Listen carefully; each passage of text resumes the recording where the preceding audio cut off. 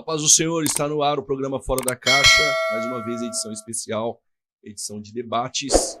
Na mesa hoje, o nosso debate, o tema será: a igreja passará ou não pelo período tribulacional. Aqui comigo, abrilhantando o programa, admiro muito, pastor César Cavalcante, reitor da Faculdade Teológica Bethesda, pastor da Igreja Comunidade Cristã Genuína, aqui de Campinas. Pastor é teólogo, debatedor, enfim, seja bem-vindo, pastor. Obrigado, pastor Juliano. Prazer estarmos juntos. Deus abençoe e que esse programa seja bastante produtivo. Vai ser um prazer aqui conversar à luz da Escritura com o nobre querido que você vai apresentar e que o nome do Senhor seja exaltado nesse bate-papo nosso aqui. Amém. Aqui conosco também, pastor Ivan, pastor que é pastor da igreja também em Sorocaba, teólogo, já traduziu diversas obras muito importantes, né, dentro da escatologia bíblica. Seja bem-vindo. Pastor Juliano, é sempre uma alegria podermos retornar a este programa, né? E, em especial, nesta ocasião, estaremos debatendo esse tema que é tão relevante para a igreja, né? A igreja passará ou não pela grande tribulação? Em especial aí com o nosso amigo, pastor César, né? Com quem eu tenho a oportunidade de estar junto pela segunda vez. Verdade. Não sei se você lembra, né? Eu estive uma vez na Musical. Isso, participando de um debate, né? Isso, com um pastor presbiteriano. E aqui estamos novamente, eu creio que vai ser um tempo de bênção e aprendizado para todos. Glória a Deus. O tema do programa é: a igreja passará ou não pelo período tribulacional? Pastor César, a igreja passa ou não pela tribulação e por quê? Bom, a igreja, historicamente, sempre entendeu que a igreja passa pela grande tribulação. Então, dentro da história da igreja, durante quase 2000 anos, 1800 anos, alguma coisa assim, a igreja nunca foi um problema entender que a igreja passa pela grande tribulação. Mas antes de entrar nessa questão de história, de documentação histórica e tal, a primeira pessoa no Novo Testamento que falou grande tribulação foi Jesus. E quando Jesus disse da grande tribulação, em Mateus 24, não estou conseguindo enxergar direito, tem que posicionar a Bíblia aqui de um jeito, peraí, que vai dar certo. Em Mateus capítulo 24, foi Jesus quem falou a respeito da grande tribulação. E ele disse que haveria uma grande tribulação, que nunca havia no mundo e que nunca mais haveria, nunca mais haverá, vou colocar assim. E se aqueles dias não fossem abreviados, não carne se salvaria, mas por causa dos eleitos, aqueles dias seriam abreviados, tal. E Jesus, ele coloca esse termo, né, da grande tribulação, no começo de Mateus 24, quando as pessoas perguntam quais sinais haveriam da sua vinda e do fim dos tempos, e ele começa a falar, dá várias dicas, né, para que os irmãos pudessem perceber o que estaria acontecendo, e é ele quem fala da grande tribulação. E 5, 6 versículos depois que ele fala da grande tribulação, ele diz que a volta dele seria logo depois da grande tribulação. Então, se Jesus Cristo disse que vai voltar depois da grande tribulação, eu acho que aí isso já resolve. O resto é a gente agora tentar entender como é que isso aí funciona. Amém. Pastor Ivan, a igreja passará ou não pelo período tribulacional? Bom, eu penso que a igreja não passará pela grande tribulação por diversas razões. Eu quero apresentar aqui rapidamente pelo menos 4 razões ou motivos pelos quais eu creio que a igreja não passará pela grande tribulação. O primeiro que eu anotei aqui tem a ver com o argumento hermenêutico. Quando nós fazemos a interpretação dos livros de gênero profético e os interpretamos de forma literal e consistente, nós vamos perceber que há uma distinção entre igreja e Israel. E essa distinção entre igreja e Israel me leva a entender que Deus tem programas escatológicos distintos para este povo. Então, para resumir o argumento hermenêutico, eu posso dizer que Deus tem um único povo, porque é uma única redenção, uma única base redentora para todo o povo, Entretanto, este povo é composto, né, entre Israel e igreja, e a partir disso nós podemos separar textos, né, que lidam especificamente com o programa escatológico para a igreja e o programa escatológico para Israel. O segundo motivo pelo qual eu creio que a igreja não passará pela grande tribulação é porque eu penso que o supersessionismo é uma teoria antibíblica. O que é o supersessionismo? É a teoria que afirma que a igreja substituiu Israel definitivamente. E o supersessionismo ele tem os seus vestígios já logo no início da história da igreja, né? Os primeiros pais já tiveram uma tendência supersessionista, isto é, de substituir o Israel pela igreja. Nesse sentido, então, as promessas que dizem respeito a Israel são transferidas para a igreja, são espiritualizadas e transferidas para a igreja. Dessa forma, nasceu, por exemplo, o amilenismo, logo depois ali, né, principalmente do Concílio de Nicéia, especificamente a partir de Ticônio, de Ambrósio, São Jerônimo e Agostinho, porque o amilenismo, que é a proposta que nega a literalidade de um milênio, ele trabalha justamente em cima dessa proposta. Deus não tem um programa futuro para a nação de Israel, porque hoje a igreja, pelos supersessionistas, que naturalmente são aliancistas, a igreja hoje é o Israel de Deus. Entretanto, quando nós entendemos que Deus ainda tem um programa futuro para Israel, especificamente em relação ao milênio, nós percebemos que, ainda que hoje Israel e igreja façam parte do corpo de Cristo, onde não há separação, todavia, no futuro, haverá essas distinções como sempre houve no Antigo Testamento.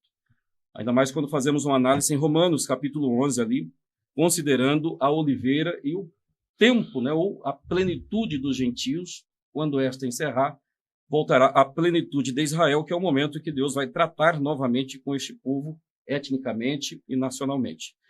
O terceiro ponto, a igreja tem a promessa da isenção do período tribulacional. Nós temos diversos textos, né, como Tessalonicenses 1:10, Apocalipse capítulo 3, versículo 10, dentre outros, onde há uma promessa para a igreja de que esta não passará pela grande tribulação. E por último, como diz respeito especificamente ao nosso tema, né? Inclusive eu espero que o debate fique bem nesse tópico, que tem total relação com o debate deste dia, é que a grande tribulação tem relações primárias com Israel. Todos os textos que nós vamos analisar que descrevem o período tribulacional, seja Mateus 24, o Apocalipse do capítulo 6 ao 18, e os textos do Antigo Testamento, que são diversos, onde a grande tribulação é denominada de o dia do Senhor ou a angústia. Sempre o povo que primariamente está relacionado a este futuro período é a nação de Israel e não a igreja. Então, à guisa de introdução, essas são as 4 razões básicas pelas quais eu creio que a igreja não passará pela grande tribulação. Amém. O pastor César, ele pontuou 4 razões. O senhor tem um tempo maior para discorrer. Escolheu, acredito que não vai dar para ser as 4 agora, mas dá para o senhor escolher algum ponto aí.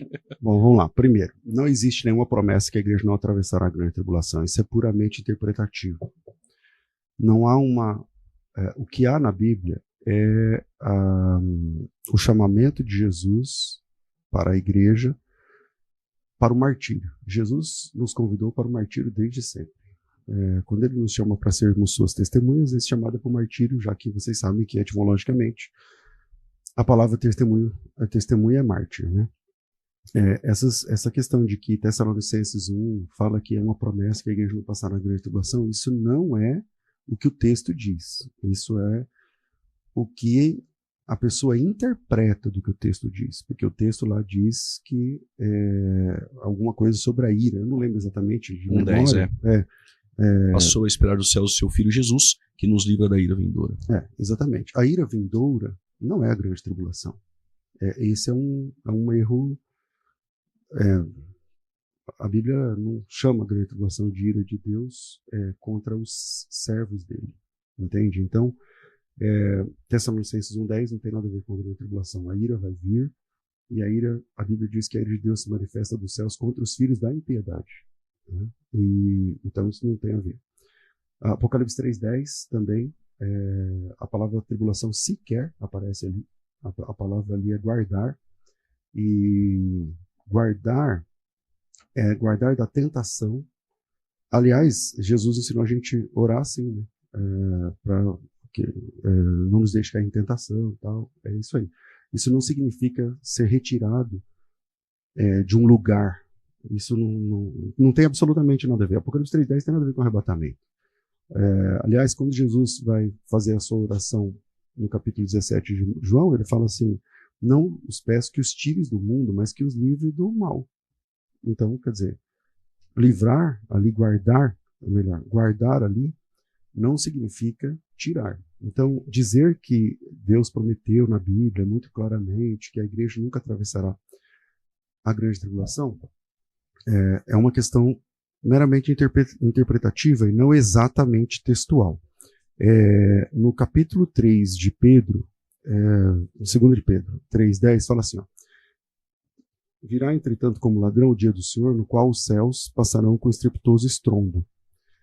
Eu imagino que até os irmãos que são pré-tribulacionistas e dispensacionalistas entendam que aqui está falando da volta gloriosa de Jesus, onde os céus passarão com estrepitoso estrondo, os elementos se desfarão abrasados, também a terra e as obras que nela existem serão atingidas, talvez que todas essas coisas serão assim desfeitas. Vocês precisam ser como aqueles que vivam em santo procedimento e piedade, esperando e aguardando essa a vinda do dia de Deus, através do qual os céus incendiados serão desfeitos, os elementos abrasados se derreterão. Então aqui, se Pedro está falando da volta, porque o pré divide a volta de Jesus em duas. Uma é secreta, mas ele não desce. Ele não desce até aqui. E a outra é visível, né? Mas, enfim. De qualquer forma, essa aqui de Pedro, eu queria essa consideração. Por que ele está falando que a igreja, os salvos, estão ali? E aí ele está falando, a carta de Pedro é para cristãos. E não exatamente para somente judeus que não servem a Jesus. É uma carta universal para os cristãos. E ele está dizendo que quando a terra for a passar, o céu e terra com estrondo e tal, os elementos se desfarão, os irmãos precisam estar esperando esse dia, vivendo em santo procedimento e piedade. Então, o que de fato a Bíblia diz não é que a igreja tem promessas de que não vai atravessar a grande tribulação. A igreja passa por tribulação desde o seu início. Desde o seu início. O nosso Salvador morreu assassinado. Os apóstolos morreram assassinados. A história da igreja é ser perseguida. O que esperar de um mundo que odeia o nosso Salvador? Perseguição, que é o que a igreja enfrenta o tempo todo. O que vai acontecer nos últimos dias é um acentuamento global dessa perseguição. Vai virar institucionalizada o ódio contra cristãos, que é o que Jesus Cristo diz no capítulo 24. Ele fala que os discípulos serão perseguidos por causa do nome de Jesus. O judeu não é perseguido por causa do nome de Jesus. Quando é que um judeu é perseguido por causa do nome de Jesus? Eu nunca vi. E se ele é perseguido por causa do nome de Jesus, então é a igreja, né? Porque aí então, se ele tem o nome de Jesus, se ele crê que Jesus é o Salvador, é Deus, é o Senhor, então é nosso irmão, seja como for. Então, se é nosso irmão, independente se ele nasceu em Israel ou não, se tem o sangue de Abraão ou não, aí eu faço o coro com o que o pastor Ivan diz, porque ele começa dizendo assim, é verdade, tem na Bíblia a teologia de um povo, porque o verdadeiro Israel de Deus não é aquele que é do sangue, não sei o que e tal. Mas ele fala, mas mesmo assim a escatologia reserva um espaço para Israel e tal. E aí, mesmo crendo que é um povo, ele no fim faz uma distinção o tempo todo. Mas Jesus diz em Mateus 24 que a perseguição que aconteceria não era porque eles eram judeus praticantes do judaísmo, mas porque eles seriam perseguidos por causa do nome de Jesus. Então, como explicar Mateus 24 e 2 de Pedro 3? Quero, em primeiro lugar, destacar a questão da ira. Nós temos textos onde é feita a promessa de que a igreja não está destinada à ira. A grande questão não é se a grande tribulação em si é a ira. O que normalmente os pós-tribulacionistas e pré-tribulacionistas discutem, debatem, é qual o período dos 7 anos dizem respeito a esta ira.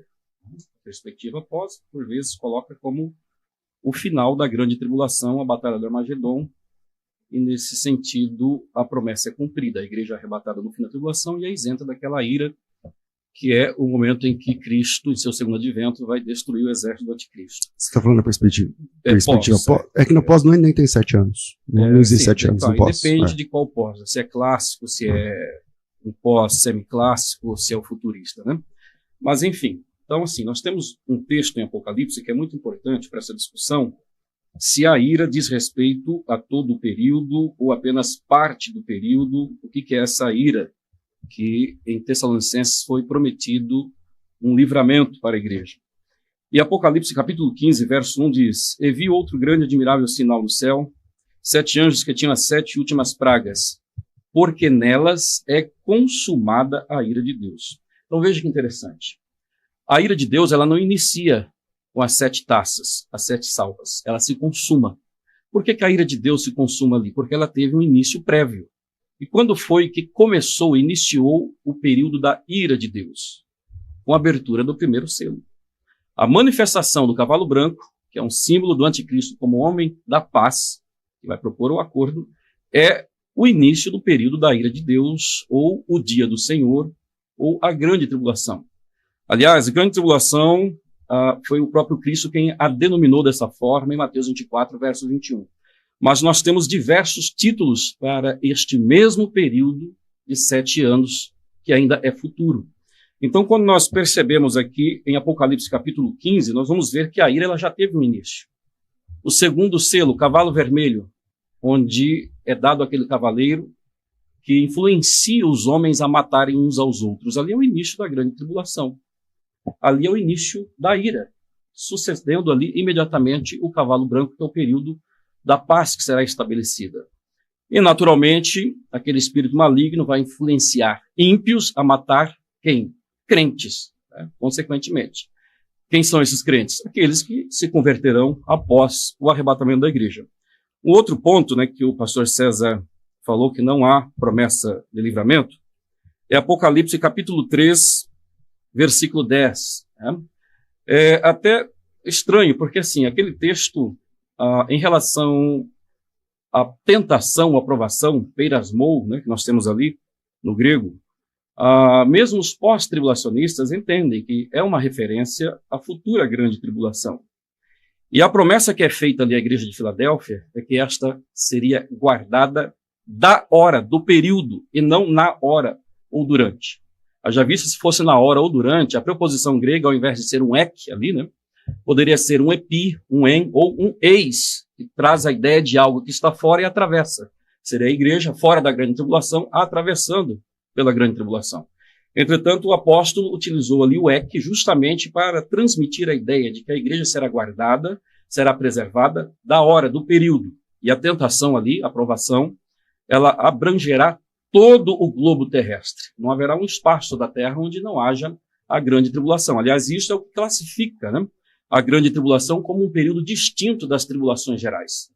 Um outro problema que eu vejo às vezes nos pós-tribulacionistas é confundir tribulações ou perseguições gerais, conforme Jesus Cristo disse, né, em João 16, 33, que no mundo nós teríamos aflições. Entretanto, as tribulações gerais não têm a ver com a grande tribulação. Os textos que lidam com a grande tribulação, seja com o termo aflição, tribulação, como Mateus 24, verso 21, ou os textos que falam sobre o dia do Senhor, sempre vão classificar esse período de tempo como um período de sofrimento singular, como nunca houve antes, tampouco haverá depois. Então não podemos confundir tribulações gerais com a futura grande tribulação.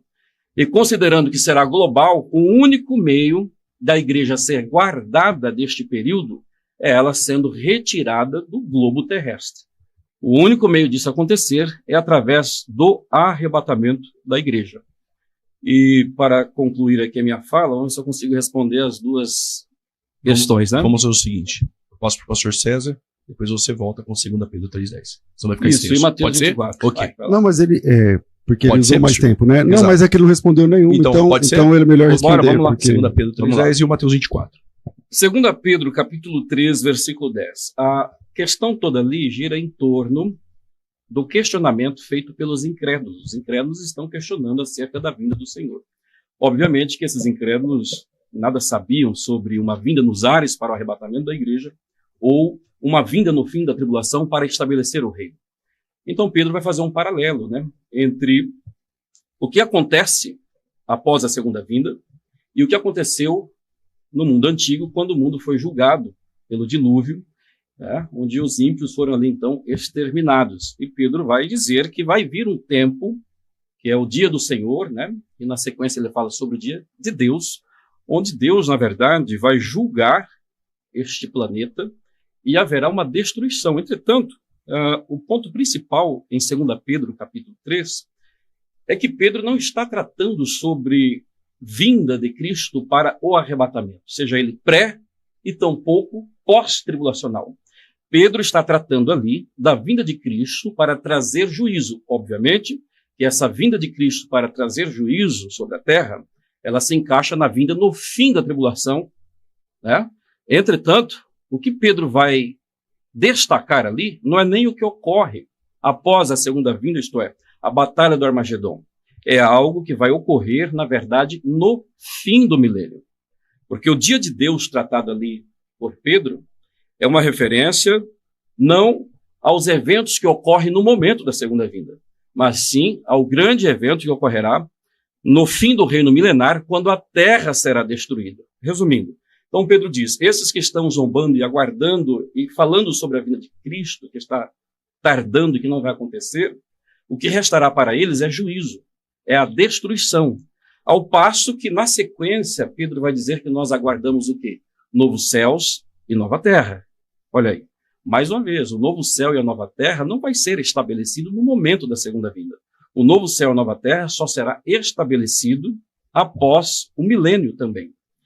E em relação a Mateus, capítulo 24, né, que o pastor César perguntou, qual que é a questão específica? Então, mas calma aí. O senhor está dizendo que Pedro 3, isso aqui vai acontecer no fim do milênio. Exatamente, perfeitamente. Então, não é a vinda de então Cristo. peraí, não tem o dia da batalha do Armagedon, os ímpios não serão tratados ali, vai ficar pro milênio. Então Jesus, Jesus vem uma vez, na perspectiva para ele, vem uma vez para arrebatar a igreja, volta 7 anos depois, vocês por alguma razão têm a ideia dos 7 anos, volta 7 anos depois, e não faz nada com esses ímpios. E depois começa o milênio, esses ímpios não são tratados. E no final do milênio é que Jesus vai resolver essa questão com esses ímpios. É isso que eu... Vamos lá, vamos pegar o texto aqui. Ó. Porque o texto diz assim, virá entretanto como ladrão o dia do Senhor, no qual os céus passarão com estrepitoso estrondo, os elementos estarão, a terra e as obras que na lei serão atingidas, e visto que essas coisas deverão ser assim desfeitas, vocês devem estar como os que vivem em santo procedimento, esperando e apressando esse dia. Então Pedro coloca os salvos lá no último dia, esperando esse dia chegar. Então o senhor está dizendo que esses salvos, eles não serão arrebatados? Esses salvos aí, eles vão durar mais de 1000 anos, eles estão aqui, serão perseguidos, serão atribulados, depois Jesus volta, não trata esses salvos, não trata esses ímpios, passa o Armagedon, não trata, passa o milênio, não trata, e no fim do milênio é que trata? Qual que é o texto que prova aqui isso? No texto aqui, Pedro em algum momento dá indício de que está tratando sobre arrebatamento, a vinda de Cristo para arrebatar a igreja? Mas eu não disse nada sobre isso. A minha pergunta foi a seguinte, você não entendeu a minha pergunta. Eu disse assim, olha, Pedro, na segunda carta, no capítulo 3, verso 10, ele fala assim, entretanto virá como ladrão o dia do Senhor, no qual os céus passarão com estrepitoso estrondo. Para nós, pós-tribulacionistas, Jesus volta uma vez só. Então é nessa volta. Para vocês que dividem a volta de Jesus em 2 vezes, ele volta uma vez, sobe, volta 7 anos depois. Essa é a segunda vez que ele volta. E aí, se é a segunda vez que ele volta, a pergunta é, como é que como é que os irmãos são aconselhados por Pedro de ficar ali esperando essa volta, que é no fim da grande tribulação, quando os céus passarão com estrepitoso estrondo? Como é que os salvos estão lá? Mas Entendeu? quando você crê, entendi. Então você crê que quando Jesus voltar no fim da grande tribulação, já se cumprirá tudo isso que está escrito aqui. Por exemplo, versículo 12 que diz: aguardando e apressando-vos para a vinda do dia de Deus. Olha aqui, no verso 10 ele fala do dia do Senhor, né, que virá como ladrão, o qual os céus passarão com grande estrondo. Isso acontecerá na segunda vinda, no momento da segunda vinda. Ó a sequência, o versículo 12. Só tem uma volta de Jesus. Tá. Acontecerá na volta de Jesus, claro. Tá, ok. Vamos lá. Versículo 12. Aguardando e apressando-vos para a vinda do dia de Deus, em que os céus em fogo se desfarão e os elementos ardendo se fundirão. Isso ocorrerá imediatamente após a segunda vinda? Seja como for, porque a pergunta não é, qual que é a amplitude dos eventos e tal. A questão é, isso acontece na perspectiva pré, na segunda vinda. Porque quem é pós é uma vinda só. Então acontece na vinda. Para você que é pré, acontece na segunda. E a minha pergunta é, se acontece na segunda, por que o Pedro está dizendo assim, inclusive vocês que são crentes, precisam ficar em santo procedimento esperando esse dia chegar? Quem são essas pessoas que devem ficar em santo procedimento? Sim, os crentes, os salvos. Entretanto, Então, eles estão aguardando algo que vai acontecer, não é durante a grande tribulação, e tampouco no momento da segunda vinda. Eles estão esperando Jesus. O que vai acontecer é o tratar de Deus com esses ímpios que zombam acerca da demora da vinda de Cristo, mas esse tratamento de Deus aqui não ocorre no momento da segunda vinda. Ele ocorre depois do reino milenar. Tá, mas esses irmãos... Ok, concordo, mas esses irmãos são crentes e salvos, conforme o senhor falou. Sim. Tá bom, então eles atravessam a grande tribulação. Não, aqui não está dizendo que eles atravessam a grande tribulação. Mas se essa vinda é no fim da grande tribulação e os crentes estão lá, como que eles não estarão lá, então? A questão é que os crentes, eles contemplarão o tratamento que Deus dará a esses ímpios quando ocorrer a destruição do planeta Terra. Peraí, agora, aí o senhor está interpretando a mais, né? O texto não diz nada disso. O texto diz assim, ó. Visto que todas essas coisas terminam assim, isso é o versículo 11, dá uma olhadinha aí. Visto que todas essas coisas hão de ser assim desfeitas, vocês precisam ser como aqueles que vivem em santo procedimento e piedade, esperando esse dia. Então não é que os salvos irão assistir isso aí. Não. Pedro coloca os salvos lá dentro. Se o senhor disse, e não tem outro jeito aqui também, porque é a segunda volta de Jesus mesmo. Até para quem divide a vinda de Jesus em 2, 3 etapas, não tem problema. Essa aqui é a última, porque os céus passarão, no estrepitoso estrondo, os elementos derreterão, arderão, não sei o que lá. Só que Pedro coloca a igreja, os salvos, os santos, como queiram, ali dentro, esperando esse dia. Se o senhor colocar isso para acontecer no final do milênio, é uma questão que eu nunca vi um pré falar isso, que é depois do milênio, conforme o senhor disse. Só encerrando. Se o senhor coloca no fim do milênio, piorou, porque aí, acho que nenhum pré também defende, mas então tudo bem, pode ser uma visão pessoal. Mas se o senhor entende que eles são salvos, conforme o senhor já entendeu, então eles atravessam a grande tribulação.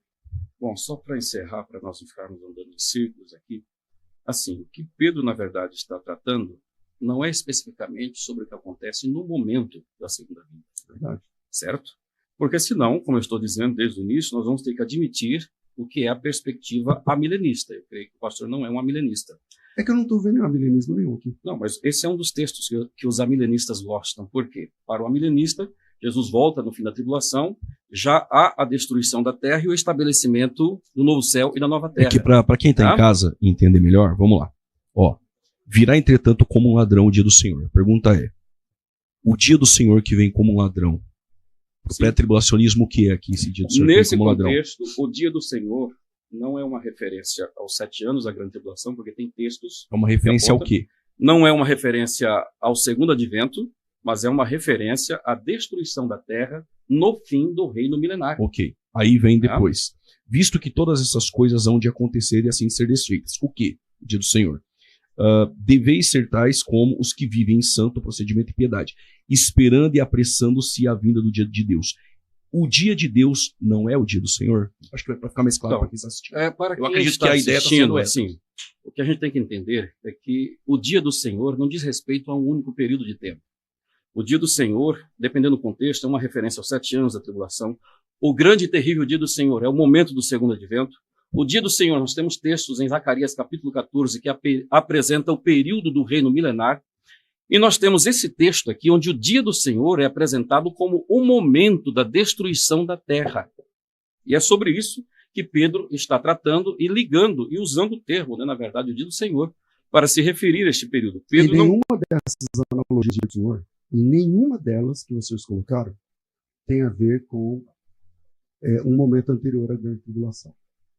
Isso tem que ser posto, tudo bem? Porque dia do Senhor, o Senhor deu aí 3 tipos de... mas eu não falei antes da grande tribulação. Exatamente. Não, então, ok. Aqui estamos alinhados. Independente, porque dia do Senhor para mim é o dia. Mas vocês entenderam a pergunta. A pergunta é o seguinte, ó. Por que é que Pedro coloca os salvos esperando? Se isso aqui é no fim da grande tribulação, conforme todo mundo aqui já entendeu, e está na Bíblia com clareza, e aqui Pedro fala assim, e vocês, falando para os salvos, devem ficar lá esperando esse dia em santo procedimento, por que é que os salvos estão lá dentro? Mas aqui não descreve os salvos no período tribulacional. Né? Aqui descreve Vamos o ler período, de novo o versículo 11. Descreve o período da destruição da terra. Que é no fim da grande tribulação. Não. Não? A terra vai ser destruída no fim da tribulação? Não, calma aí. Até agora há pouco, o senhor tinha entendido que isso aqui é no fim da grande tribulação. Até poucos minutos atrás.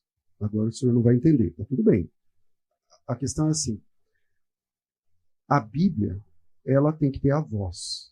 E não a tipo assim, quando eu entender que a Bíblia vai desfazer a minha teologia, eu tenho que apagar a minha teologia e ficar com a Bíblia. O texto bíblico diz assim, ó, que no final não. O dia do Senhor vem, nesse dia os céus e terra passarão, com estrepitoso estrondo, não sei o que lá. Todo mundo sabe que isso aqui é no final da grande tribulação. É depois, é no fim, não é no começo. Visto que todas essas coisas serão assim desfeitas, vocês precisam viver em santo procedimento esperando esse dia. A minha pergunta é, essas pessoas são a igreja? Sim. Então a igreja passa a grande tribulação. Não, aqui a igreja está esperando o momento em que Deus vai tratar com os ímpios, destruindo a terra, mas não é no momento do segundo advento. É no fim do reino milenar. Agora, em relação à igreja... Seja como for, a igreja está esperando, né? Mas então, o que a igreja está esperando, na verdade, aqui, em contraste com os ímpios, que, na verdade, passarão por essa destruição, que não é no momento do segundo advento, é no fim do milênio, o que a igreja aguarda é isso aqui, ó, versículo 13. Mas nós, segundo a sua promessa, aguardamos novos céus e nova terra em que habita a justiça. Então, o ponto central que eu destaco aqui, que eu disse inicialmente e mantenho, é que esse texto não está tratando sobre a vinda de Cristo, ou seja, para arrebatar a igreja antes da tribulação e tampouco depois da tribulação. Ele está apresentando o dia do Senhor como uma referência à destruição da terra no fim do milênio e, resumindo, para os ímpios o que resta é a destruição. É isso que Pedro está dizendo. Ao passo que para nós... Oi? Mas a igreja está lá esperando. Não, nós aguardamos esse momento. Não, a igreja, não é que a igreja está aguardando como espectadora, com todo respeito. Senão, não precisa ficar lá em santo procedimento e piedade. Senão, é só falar assim, ó, se vocês fiquem tranquilos que vocês já estão arrebatados, já está garantido. Pedro não disse isso. Pedro falou assim, ó, e nessa hora, vocês precisam ficar em santo procedimento e piedade, esperando este dia, que é o que Jesus Cristo diz lá em Mateus capítulo 24. Porque se a igreja não estiver em santidade esperando esse dia, ela não vai participar da promessa do versículo 13. Ela não vai ser arrebatada. Que, na verdade, não diz respeito ao momento do arrebatamento em si, seja antes ou depois da tribulação. Então, mas o versículo 13 é novo céu de nova terra. Vamos até onde a gente concorda. A gente concorda que isso acontece depois da grande tribulação. Sim, mas não imediatamente. É depois do reino milenar. Bom, é assim, eu nunca ouvi alguém dizendo que Jesus vai voltar aqui com todos esses eventos aqui, depois do milênio. Deixa eu fazer uma pergunta. Essa é a primeira vez. Mas aqui, eu falei assim, vamos até onde a gente concorda. Concordamos que é depois da grande tribulação. Se é depois da grande tribulação, por que é que os crentes precisam ficar em santo procedimento e piedade esperando esse dia, pastor? Porque senão não participarão da promessa de novo céu e nova terra. Então eles atravessarão a grande tribulação, certo? Não, o texto não está dizendo isso. Mas isso aqui não é depois da grande tribulação? Aliás, aqui nem está... Vamos de novo. Isso aqui é depois da grande tribulação? Aqui nem está tratando sobre grande tribulação. Tá bom, mas isso aqui acontece antes ou depois da grande tribulação? Isso aqui acontece depois do milênio. Tem os crentes aqui esperando santo procedimento e piedade? Tá, mas os crentes para os quais Pedro escreveu, Que tem que enfim, ficar já aguardando foram. esse dia. Entendeu? Esse dia não vai acontecer no momento do Então, arrebatamento. os crentes nem em da segunda santo vinda. procedimento e piedade que Pedro mandou ficar esperando esse dia. Quem são? A igreja. Então, tá bom. A igreja. Mas o que vai acontecer aqui é a destruição da terra. Esse aí, Você não é pré-milenista? É que assim, pastor, o assunto, Eu tô aqui perguntando- não é, o assunto aqui não é milênio. Quem me conhece sabe que eu não me defino muito Sim. pelos nomes, pelas nomenclaturas. E isso não estou falando isso para querer me exibir, não. O Juliano me conhece há 200 anos, ele sabe disso. Então eu não me defino assim. É Certo. pré, não sei o quê, porque eu... Tal. A questão é o seguinte, Pedro disse que no final, quando a terra terminar, quando tudo acabar, Jesus aqui, os elementos se desfazendo, a terra e suas obras, vocês, cristãos, precisam ficar em santo procedimento esperando esse dia, que é o dia da vinda de Deus, através do qual os céus serão incendiados e Pois é. desfeitos. Se o senhor concorda que isso é no final da grande tribulação, e esse povo é a igreja, o senhor concordou com os dois. Sim. Então significa que a igreja atravessa a grande Eu tribulação. concordo que este evento ocorrerá no fim do milênio. Consequentemente, é depois da segunda vinda da tribulação? Claro. Então a igreja Ah, atravessa tudo isso aí. É no fim do milênio, e o dia do Senhor aqui não é uma referência à grande tribulação, nem ao segundo advento. Está no texto. O dia do Senhor e o dia de Deus é o momento em que a terra vai ser destruída. Então, assim, a não ser que eu seja um amilenista, Essa terra vai ser destruída quando? Para o pastor. Bom, quando Jesus Cristo voltar, Na segunda vinda, ok. é que, só- É que para o que senhor, assim- o senhor é pós tem essa segunda vinda, é que ok. assim, ó, Após a tribulação. é que assim, ó, a vinda de Jesus dividida em duas etapas não é um texto bíblico, é uma compreensão. Nenhum pré-tribulacionista vai apresentar um texto que Jesus volta em duas etapas. A menos que vocês apresentem esse texto hoje. Então, pode apresentar. Tem esse texto? que Jesus volta em duas etapas, Isso. mas como assim em duas etapas? Você não defende isso? Não, eu não defendo isso. Então tá bom. O que eu defendo... Então, ó, então o senhor não é pré-tribulacionista. não, eu Porque o sou... pré-tribulacionismo defende a volta de Jesus em duas etapas, onde na primeira é um arrebatamento secreto, e na segunda, e eles falam que é uma vinda, É que, e na segunda é que o senhor volta gloriosa. no programa já teve diversos prés que defendem em duas fases, né? Duas etapas, duas fases. Isso, dos O Ivan, personagens ele do não, clássico. o Ivan não usa a nomenclatura duas fases. Mas, pastor, Mas independente de duas fases. Vamos lá, Jesus volta uma única vez? Jesus veio uma única vez na encarnação e virá Não, volta, tô falando. Ele volta uma futuro, única futuro. vez? A terra, sim, uma única vez. Uma única vez. Sim, pra ele terra, não sim. descerá antes. Agora, o arrebatamento da igreja se dará nos ares. Mas É no um arrebatamento evento... Jesus descerá? Oi? No arrebatamento Jesus descerá? Não, no arrebatamento da igreja, não. O que o senhor faz com Tessalonicenses 4,16? O Não, mesmo mas- Senhor descerá dos céus. Mas Tessalonicenses está descrevendo a vinda de Cristo nos ares para arrebatar a Mas o igreja. diz que no arrebatamento ele não descerá. O senhor Não, acabou mas- de falar, no arrebatamento ele não descerá. Eu perguntei. Não, mas não mesmo. Mas Ali ele vem nos ares e arrebata a igreja para Tá. os céus. Tessalonicenses Casa do Pai. 4,16 diz assim, ó, o mesmo Senhor descerá do céu. O que o senhor faz? Se o senhor diz que ele não descerá? Tá, mas o texto diz até onde ele descerá.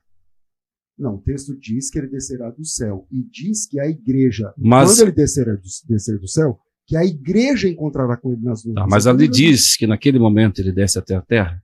A Bíblia diz que ele descerá.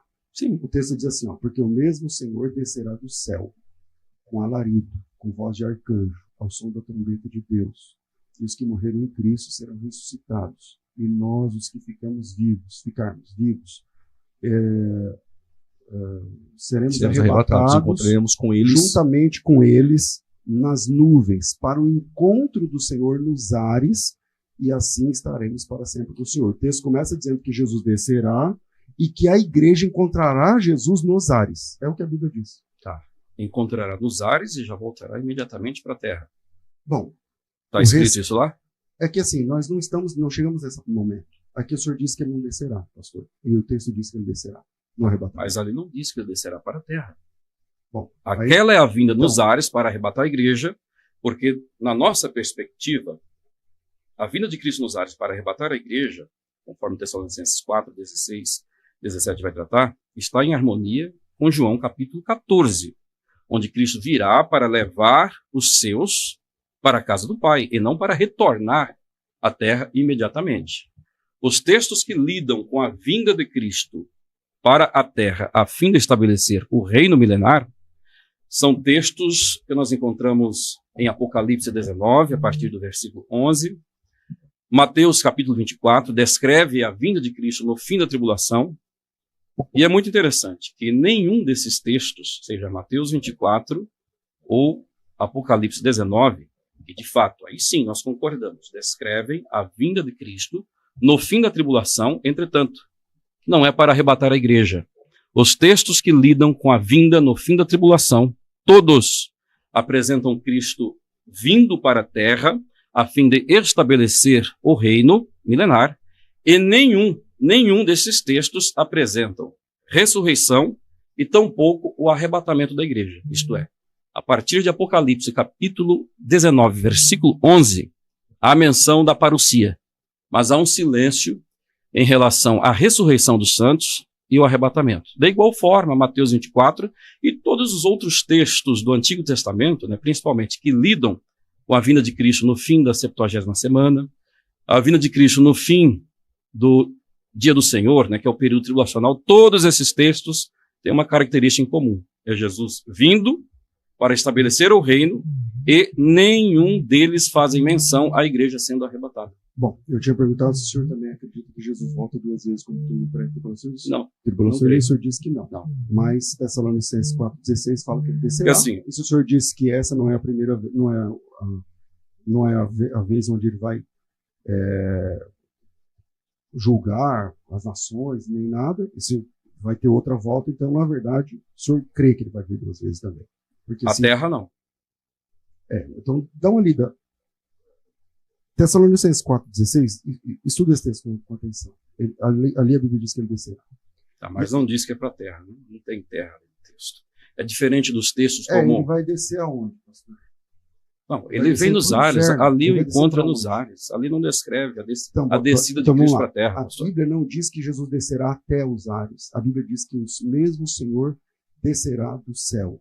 A palavra nuvens e ares apenas mostram o momento em que a igreja encontra com Cristo. É só lendo o texto, você percebe isso sem forçar o texto. Sim, eu concordo. Em Mateus, o encontro 24, nos ares sem problema. Ok. Em Mateus capítulo 24, do verso 29, Jesus diz assim: logo depois da tribulação daqueles dias, o sol escurecerá, a lua não dará sua claridade, ou seja, parece que combina com aquele texto que a gente trabalhou bastante aqui de Pedro, que os elementos passam e tal. Os corpos celestes serão abalados, mais uma vez combina com o que está escrito lá em Pedro. Aparecerá no céu o sinal do Filho do Homem. Os povos da terra se lamentarão, virão o Filho do Homem vindo sobre as nuvens nos céus. Então ele está chegando sobre as nuvens dos céus. E ele enviará os anjos com som de trombeta e ajuntarão os seus escolhidos. Está aqui, o momento onde os escolhidos são juntados. Okay. Então nós vamos prestar atenção em 2 detalhes. Vamos fazer o seguinte, nós vamos para o intervalo, e na volta do intervalo fica pendente aqui os escolhidos. E ficou algo pendente, 2 Pedro 3.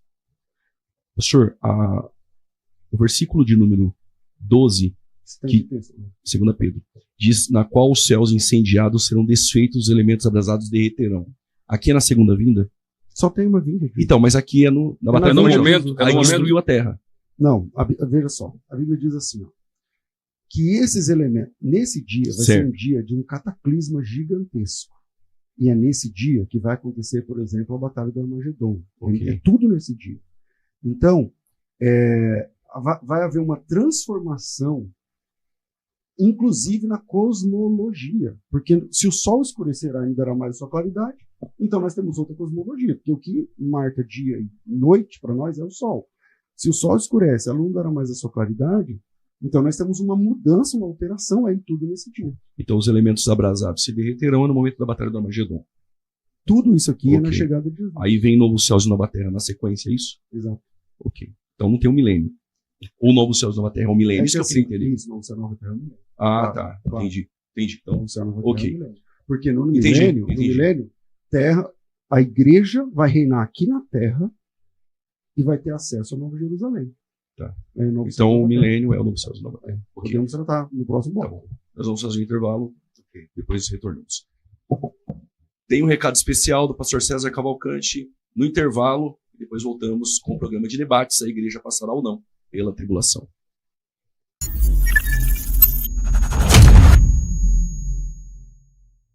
Se você quer aprender hebraico bíblico, eu tenho um convite muito especial para te fazer. Entre os dias 10 e 14 de março, agora de 2025, vai acontecer a imersão Hebraico Fácil. Uma semana inteira, segunda, terça, quarta, quinta e sexta, com aulas ao vivo, material didático, suporte, comunidade de alunos, credencial de aluno, certificação para a sua alfabetização plena em hebraico bíblico. O valor dessa imersão é R$300, mas essa é a primeira turma, então cai para R$40. Então presta atenção, você investe apenas R$40, já entra na turma do curso agora, o link está aqui na descrição do vídeo, e é só aguardar o dia 10 de março. Você precisa de um caderno tamanho grande, uma caneta e a sua Bíblia em português. Muita gente tenta aprender hebraico e não funciona por conta da metodologia. As pessoas querem que você decore regras e tal. No Hebraico Fácil é tudo diferente. Eu já alfabetizei mais de 3.000 pessoas. Alguns deles hoje são professores de hebraico ou conhecem bastante a língua original do Antigo Testamento. Se você quer ler, escrever, pronunciar corretamente e transliterar, esses são os 4 pilares que nós consideramos uma pessoa como alfabetizada. Sabe ler, sabe escrever, pronuncia corretamente e sabe transliterar. Se você quer aprender tudo isso em uma imersão de uma semana, as aulas são ao vivo, às 7h30 da noite, de segunda a sexta, entre os dias 10 e 14 de março. Dá uma olhada aí. Se você estiver assistindo isso depois do dia 14 de março de 2025, então já passou, não serve mais para você. Mas, se for antes, clica no link que está aqui na descrição e faça já a sua inscrição por apenas R$40. E já respondendo uma pergunta, pastor, as aulas ficam gravadas? É uma imersão de uma semana, é um valor simbólico, mas mesmo assim, as aulas ficarão gravadas na plataforma durante 30 dias e você poderá ver, rever, revisitar, maratonar as aulas quantas vezes achar necessário. Bora dar o play e aprender hebraico de verdade? Quer aprender a ler, escrever? Quer aprender a pronúncia correta e a transliteração? Esse projeto é para iniciantes. Então, se você não sabe nada de hebraico, é exatamente para você. Se você tentou aprender e não conseguiu, é para você. Se você sabe meia dúzia de letras, é para você. Vem para o Hebraico Fácil, invista apenas R$40, já pega o seu certificado no final, embora aprender hebraico para implementar o seu ministério. Seu ministério merece mais capacitação. Te vejo lá no curso.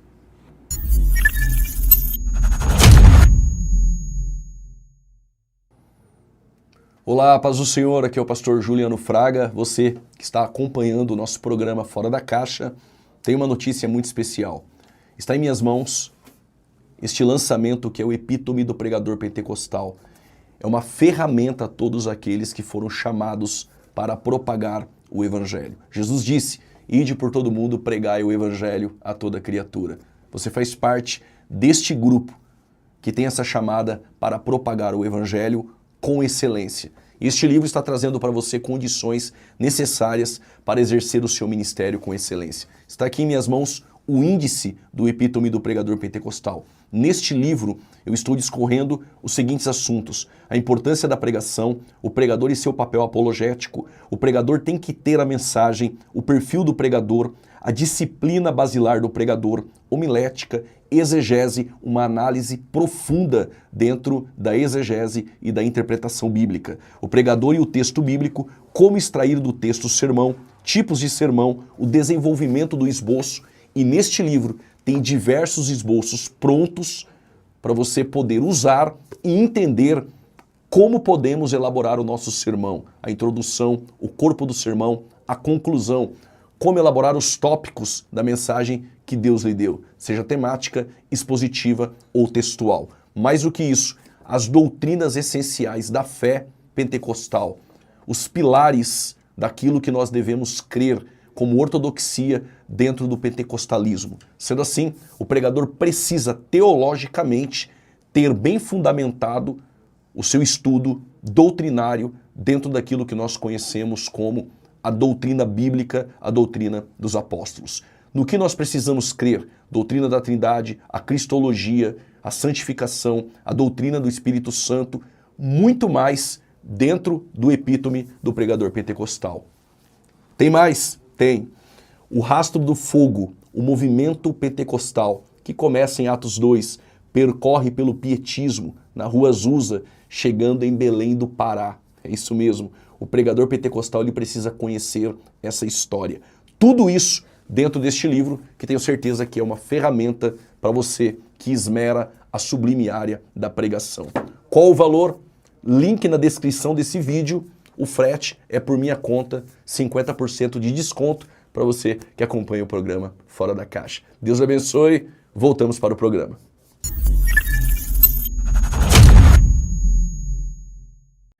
Quer aprender escatologia com profundidade e clareza? Vá no Instagram e siga Ivan Santos Escatologia. No meu perfil eu tenho mais de 200 vídeos. E, em breve, estarei lançando o curso Escatologia Avançada, onde você vai aprender sobre os fundamentos histórico e exegético do dispensacionalismo. Aprenderá também sobre o aliancismo e sua hermenêutica, as variações que há entre dispensacionalismo clássico e revisado, e mais de 60 tópicos da escatologia bíblica. Siga-me no Instagram para que você venha participar do lançamento do nosso curso e obter um desconto especial. Voltamos com o programa Fora da Caixa. Pastor Ivan, Mateus 24, os escolhidos. Ali é o arrebatamento, não? Os escolhidos ali é a igreja. Quem é? Vamos lá, Mateus 24, verso de número 30, diz: Então aparecerá no céu o sinal do Filho do Homem, e todas as tribos da terra se lamentarão, e verão o Filho do Homem vindo sobre as nuvens do céu, com poder e grande glória. E ele enviará os seus anjos com rijo clamor de trombeta, os quais ajuntarão os seus escolhidos desde os quatro ventos, de uma a outra extremidade dos céus. A questão foi perguntada isso aqui não é porventura o arrebatamento da igreja? De forma alguma. É bem verdade que nós temos algumas semelhanças aqui com esse texto e 1 Tessalonicenses capítulo 4. Mas há alguns detalhes nesses textos que tornam impossível conciliar os dois como sendo um mesmo evento em um mesmo momento. Eu quero destacar aqui pelo menos um. Aqui é dito que anjos ajuntarão os eleitos, e esse ajuntamento, nós temos aqui no grego episunago, né, um ajuntamento em um local específico. Aqui não é arrebatamento. E o detalhe aqui que eu acho muito interessante, que prova que este não é o mesmo evento, que é registrado em Tessalonicenses capítulo 4, versos 16 e 17, é que em Tessalonicenses capítulo 4, é o próprio Senhor quem arrebata a igreja, conforme João capítulo 14, versículo de número 3. Versículo 2 e 3, de João 14, é Cristo quem vem e leva a igreja para a casa do Pai no momento do arrebatamento. Entretanto, aqui são anjos quem realizam esse evento. Então, se o pastor César crê que é o mesmo evento, como que você concilia o fato do texto dizer que são anjos quem ajuntam aqui, e não há qualquer menção de arrebatamento, né? Aqui é um episunago, um ajuntamento na terra, e o texto de Tessalonicenses dizer que é o mesmo Senhor, é o Cristo quem arrebata, e não anjos, ou seja, o arrebatamento não será terceirizado para anjos, conforme nós vemos aqui. Então, vamos lá. Em primeiro lugar, em Marcos, capítulo 13, que é o texto correlato, lá diz que eles serão juntados das extremidades da terra até o céu. Então, nós temos aí já uma perspectiva melhor. Marcos 13, versículo 27. Esse Marcos 13, ele está tratando exatamente o mesmo momento, tá, gente? Não estou querendo pegar um texto fora, não. É só ver o versículo 24, ó. Naqueles dias, depois da tribulação, o sol escurecerá, a lua dará sua claridade, as estrelas cairão do firmamento, os poderes são abalados. Isso aqui é um espelho de Mateus 24, 29. Então verão o Filho do Homem vir nas nuvens com grande poder e glória. Isso, concordo com o pastor Ivan, combina muito com o que acontece lá em Tessalonicenses 4. E ele enviará os anjos e reunirá seus escolhidos dos 4 ventos, das extremidades da terra até a extremidade do céu. Se eu disser assim, ó, de Campinas até São Paulo, é que vai daqui a lá. Da extremidade da terra até a extremidade do céu, está resolvido. Agora, sobre a questão dos anjos, é verdade. Lá em Tessalonicenses não fala de anjos, mas veja que interessante, Mateus capítulo 13, na parábola da rede, ele fala que o reino, pastor Ivan, é uma rede lançada ao mar que traz para o barco toda a qualidade de peixe. E aí Jesus disse assim, na consumação dos séculos virão os anjos, e eles separarão os maus dos justos. Quando é que os anjos vão fazer isso? No fim da tribulação. E quem que eles separam? Tá resolvido. Quem que eles separam na parábola? Os santos dos Não, justos. os maus. Os maus dos justos. O texto diz assim, ó. Assim será na consumação do século. Sairão os anjos e separarão os maus dos justos. Aí a minha pergunta é, quando é que os anjos vão fazer isso? Aí você disse, no fim da tribulação. Com certeza. Eu concordo. Então, fechou. Então, acontece exatamente no final da grande tribulação. Exatamente, eu concordo. Esse texto está descrevendo um evento que ocorre no fim da grande tribulação. Entretanto, esse texto não faz menção nenhuma a um arrebatamento. Em primeiro lugar, diferente de Mateus capítulo 24, verso 31, onde os anjos ajuntam os eleitos, os salvos, aqui quem é ajuntado, quem é separado, são os maus, são os ímpios. Então são coisas totalmente distintas. Ora, se nem mesmo Mateus 24, 31 faz menção ao rapto, muito menos esse texto aqui, que é uma sequência de parábolas que descreve o segundo advento de Cristo, onde os ímpios serão retirados, né? Ou seja, o joio será removido e o trigo, ou como aqui no caso, os bons, permanecem para entrarem no reino milenar.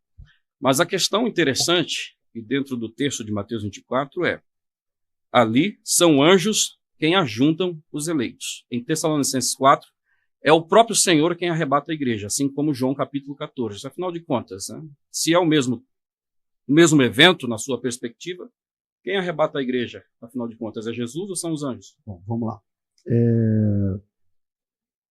Quando o senhor fala do arrebatamento, o senhor diz assim, olha, lá em Mateus 24 a palavra rapto não aparece. Em João 14 aparece? Não. Tá. Mas o senhor usa como sendo arrebatamento. Sim, Jesus leva os seus para a casa do Pai. Então, isso são 2 pesos e 2 medidas. Quando eu trabalho um texto, falo, mas lá não aparece a palavra, mas o senhor coloca o arrebatamento onde não tem a palavra. Então, isso é uma incongruência. Tem que tomar uma escolha. Não, mas escolha. Se o senhor só pode enxergar o arrebatamento aonde tem a palavra rapto, que é a palavra harpazo, então você só pode trabalhar com Tessalonicenses 14. Só tem que viver ali. Não tem outro texto. Quando, na verdade, pastor, existem palavras diferentes para tratar um mesmo assunto. Então, vamos para a questão da antítese. Se lá em Mateus 24, 31, não são os salvos ali sendo ajuntados de uma outra extremidade do céu, conforme concorda Marcos, quem são essas pessoas que são juntadas? E elas são juntadas para quê? O contexto de Mateus 24 descreve o período tribulacional, especificamente a partir do versículo 15, que é os últimos 3 anos e meio da 70ª semana de Daniel. Haja vista, Mateus 24, versículo de número 15, vai fazer uma ligação direta com Daniel, capítulo 9, versículo 27, que é o momento da profanação do templo, quando então acontecerá ali na semana de número 70.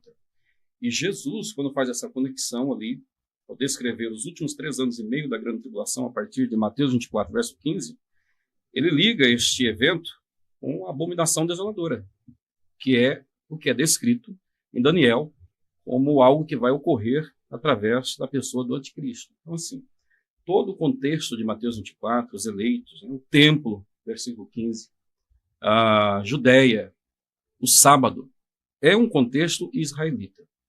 É óbvio que nós cremos que a grande tribulação ela não vai abranger apenas Israel. Tem textos que vão nos afirmar que será global e vai afetar toda a humanidade. O próprio Mateus 24 fala que é em todo mundo. Mas o contexto ali, Você consegue enxergar a igreja no contexto de Mateus 24? Onde? Bom, se eles são, posso responder? Pode responder. Tá.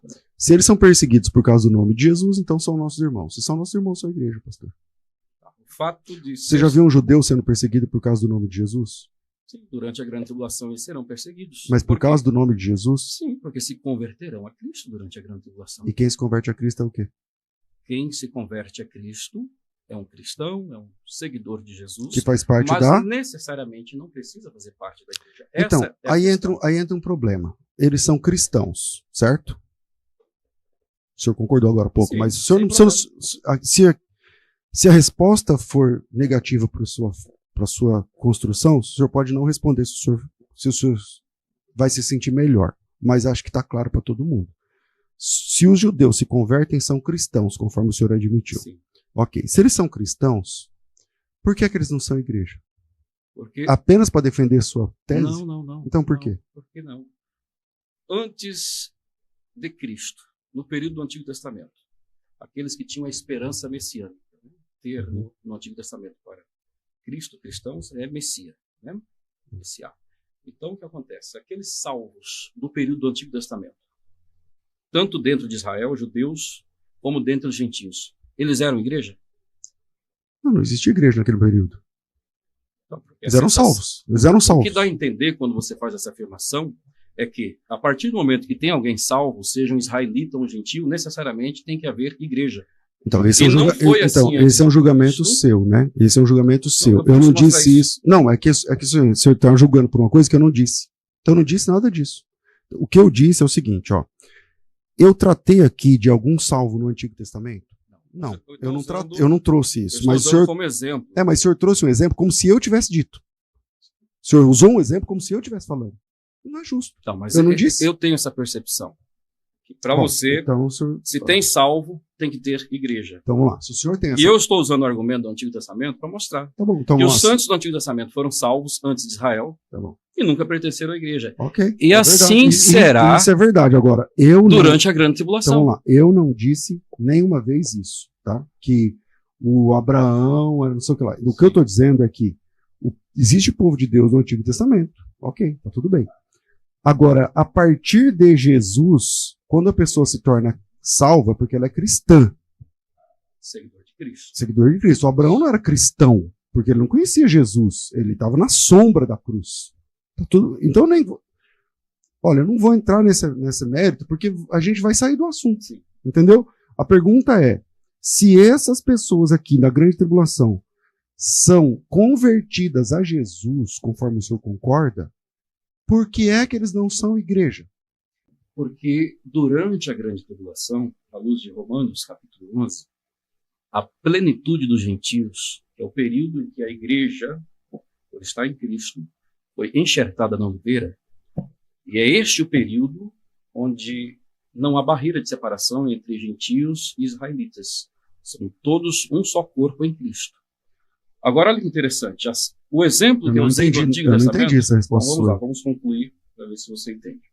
O exemplo que eu usei do Antigo Testamento é para dizer que aqueles povos foram salvos e não pertenceram ao corpo de Cristo. Hoje, sob a dispensação da graça, antes do arrebatamento da igreja, todos que são salvos, sejam israelitas ou gentios, pertencem ao corpo de Cristo e, naturalmente, à igreja. Agora, Romanos, capítulo 11, olha o que nós temos aqui. Né? Paulo ele vai tratar sobre o período em que Israel foi cortado da oliveira e os gentios foram enxertados. E não somente os gentios. Um remanescente eleito dentro de Israel, que são os israelitas que acreditaram em Cristo no período de Paulo, foram enxertados na oliveira. Eles são igreja, né? E hoje é a igreja. Então esses israelitas convertidos são igreja, né? Hoje sim. Não, hoje não, eles se converteram há 2000 anos atrás, pastor. Naquela época eles eram igreja. Naquela época, hoje, sim. Então, são igreja. Por que é que o senhor não entende que quando um judeu se converte, ele faz parte da igreja? Se a Bíblia trata assim. Hoje, um judeu se converte, ele faz parte da igreja. E na grande tribulação? Não, porque a igreja já foi arrebatada. Agora preste atenção. Então, mas a igreja, o senhor entende que a igreja, ela é um povo místico, um corpo místico de Cristo? Sem dúvida. Então ele não tem a igreja. Ele está dizendo, pastor, que hoje, há 2000 anos atrás, um judeu que se converte, ele é cristão. Ele precisa concluir que, após o arrebatamento, aí vem a pergunta do senhor, na tribulação, é igreja ou não, quando se converte? Aí Então, precisa concluir. Então vamos lá, para as pessoas entenderem, para mim, que sou pós-tribulacionista, a igreja está atravessando a grande tribulação conforme os textos. Ok. A gente Eu está vendo texto após texto, Sim. onde tem salvos atravessando Mas a a grande tribulação. pergunta para ele é por que, E a que eles minha não são pergunta- cristãos a pergunta- igreja? Não, por que eles não são igreja? A pergunta é o seguinte, tá, eles não são igreja. Se eles não são igreja, eles são o quê? Responde. Israelitas, salvos, crentes em Cristo. Tá, e as pessoas que se Igual os converterem, que eram salvos no Antigo Testamento. e os no Cristo gentios, que havia de e os vir. gentios que se converterem na grande tribulação, são o É quê? esses que ele está falando, São pastor. salvos também, crentes em Cristo. Mas não são igreja. Mas sem ser igreja. Sem Então, pertencer então ao nós corpo temos de um Cristo. povo salvo. Eu nem vou levar em conta o Antigo Testamento. Vamos Certo. falar da graça para frente. Então nós temos um primeiro povo salvo, que é a igreja. Que é a igreja, certo? Nós temos um segundo povo salvo, que o senhor entende que são judeus convertidos. E nós temos um terceiro povo salvo, que são gentios convertidos. Certo? Então você tem 3 tipos de salvos Não são agora? 3 tipos de salvos. São quantos? 3 grupos, povos, que compõem o único povo de Deus. Que é a igreja. O único povo de Deus salvo, desde o período do dilúvio, não fazem parte da igreja. Igreja é somente a Então, partir vamos lá. do Pentecostes. Então vamos lá. A noiva de Cristo, esses judeus convertidos, fazem parte da noiva? Como que é? Os judeus convertidos. Hoje, sim. Lá na grande tribulação, esses judeus convertidos fazem Não, parte da noiva. Não. Agora deixa eu explicar o Então porquê. tem outra qualidade de salvo lá no céu? Não é Como é que qualidade, funciona esse não é céu? qualidade. São salvos nas mesmas bases em que somos hoje. Mas Assim não como- são. Assim como os santos do Antigo Testamento. Tem bodas do cordeiro para eles? Os santos do Antigo Testamento foram salvos em quais bases? Mas eles de estão qual antes, forma? pastor. Eles estão antes.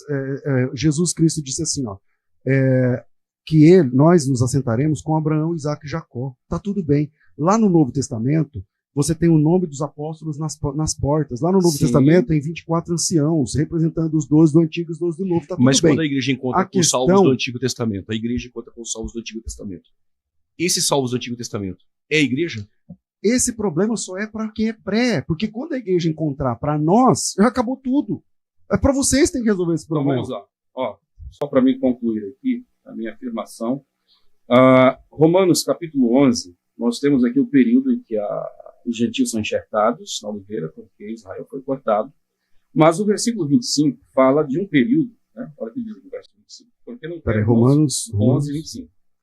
Que ignoreis este segredo, que o endurecimento veio em parte sobre Israel, até que a plenitude dos gentios haja entrado, ou encerrado. E assim todo Israel. Então preste atenção, houve um Israel que foi cortado, os gentios são enxertados. E haverá um tempo em que a plenitude dos gentios entrará, encerrará, e Israel, e aqui eu pergunto, esse Israel do verso 26 aqui, e será novamente, aqui é um Israel étnico, nacional. Não são os poucos eleitos dentro de Israel, conforme o versículo 5 e 7 vai tratar. Isso aqui fala de um período de uma conversão nacional, que ocorre após a plenitude dos gentios.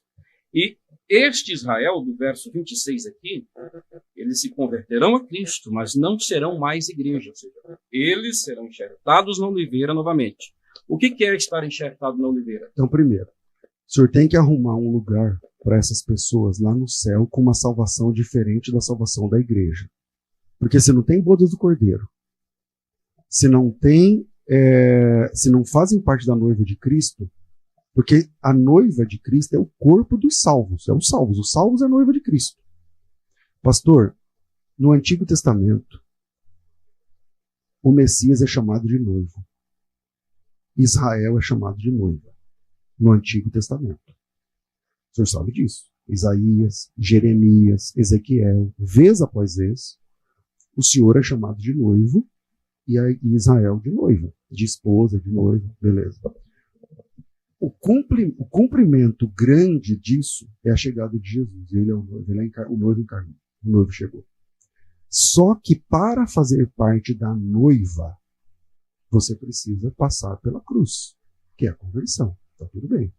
Se o senhor está dizendo que judeus serão salvos sem ser noiva, sim, então o senhor está colocando um outro tipo de salvo lá no céu. Eu nem sei se tem céu. É céu? Não sei, eles vão ficar no céu? Porque no céu é o noivo e a noiva. O Espírito e a noiva dizem vem. Se eles não fazem parte da noiva, cadê cadê a escatologia para essas pessoas? A escatologia da salvação delas, como é que fica? A segunda questão, os gentios estão na mesma qualidade. Eles não são noiva, não tem bodas do cordeiro para eles. Não, se eles não são noivos, não tem um casamento, tá, eles são o que lá em cima? Ou lá embaixo? Como é que funciona? Está sobrando esses dois povos aqui na eternidade. Porque as promessas da salvação é para a noiva. Quando o senhor trata Romanos capítulo 11, dizendo que vai haver uma salvação nacional, não sei o que lá, bom, não é bem isso que o texto diz. O texto diz assim, ó, todos nós que somos estudiosos da Bíblia sabemos que Romanos 11 fecha a trinca de 9, 10 e 11, que trata sobre Israel na escatologia cristã. No capítulo 10, versículo 1, Paulo diz assim, ó, irmãos, o bom desejo do meu coração e a minha súplica a Deus em favor de Israel é que eles se salvem, porque eles dão testemunho de que eles têm zelo de Deus, porém não com entendimento. O que Paulo está dizendo? Que o judeu não é salvo porque é judeu. Judeu não é salvo. Ok, judeu não é salvo porque é judeu. No capítulo 11, ele vai destrinchar essa razão. Por que ele não é salvo? Porque ele endureceu o coração. E aí ele vai falar a ideia, né, que não é bem uma parábola, mas ele faz aqui uma comparação da oliveira. É oliveira, não é? Oliveira. Ele vai fazer uma comparação aqui da oliveira, tal, que os judeus foram quebrados para que ele vai chamar aqui de plenitude dos gentios comece, tal, não sei o que lá. E na sequência ele fala assim, sobre os judeus. E eles também, se não permanecerem na incredulidade, poderão ser enxertados de novo. Ou seja, o judeu pode ser salvo? Pode. Aliás, a primeira igreja era 100% judia. Então o judeu pode ser salvo? Pode. Como? Através do arrependimento e conversão. Sim. Quando o judeu cai de joelhos e confessa que Jesus Cristo é o Senhor, ele é a igreja. Pastor. Hoje sim, com certeza. Em qualquer momento. Agora, se o senhor disser que não é igreja, tá bom, me apresenta um texto onde um judeu se converte e há um céu diferente para ele, que não é a noiva. Uma escatologia diferente. Então, se não existe, se existe um céu só e uma escatologia de salvo só, é porque existe um povo só, meu Deus do céu. Senão, como é que eles vão fazer lá em cima, no céu? A partir do momento que você afirma que existe um povo só, isso abrange todos os santos do Antigo Testamento. Isso. Certo? Uhum. E a questão é, o tempo todo você está argumentando que, naturalmente, há necessidade de que façam parte da noiva e sejam igreja.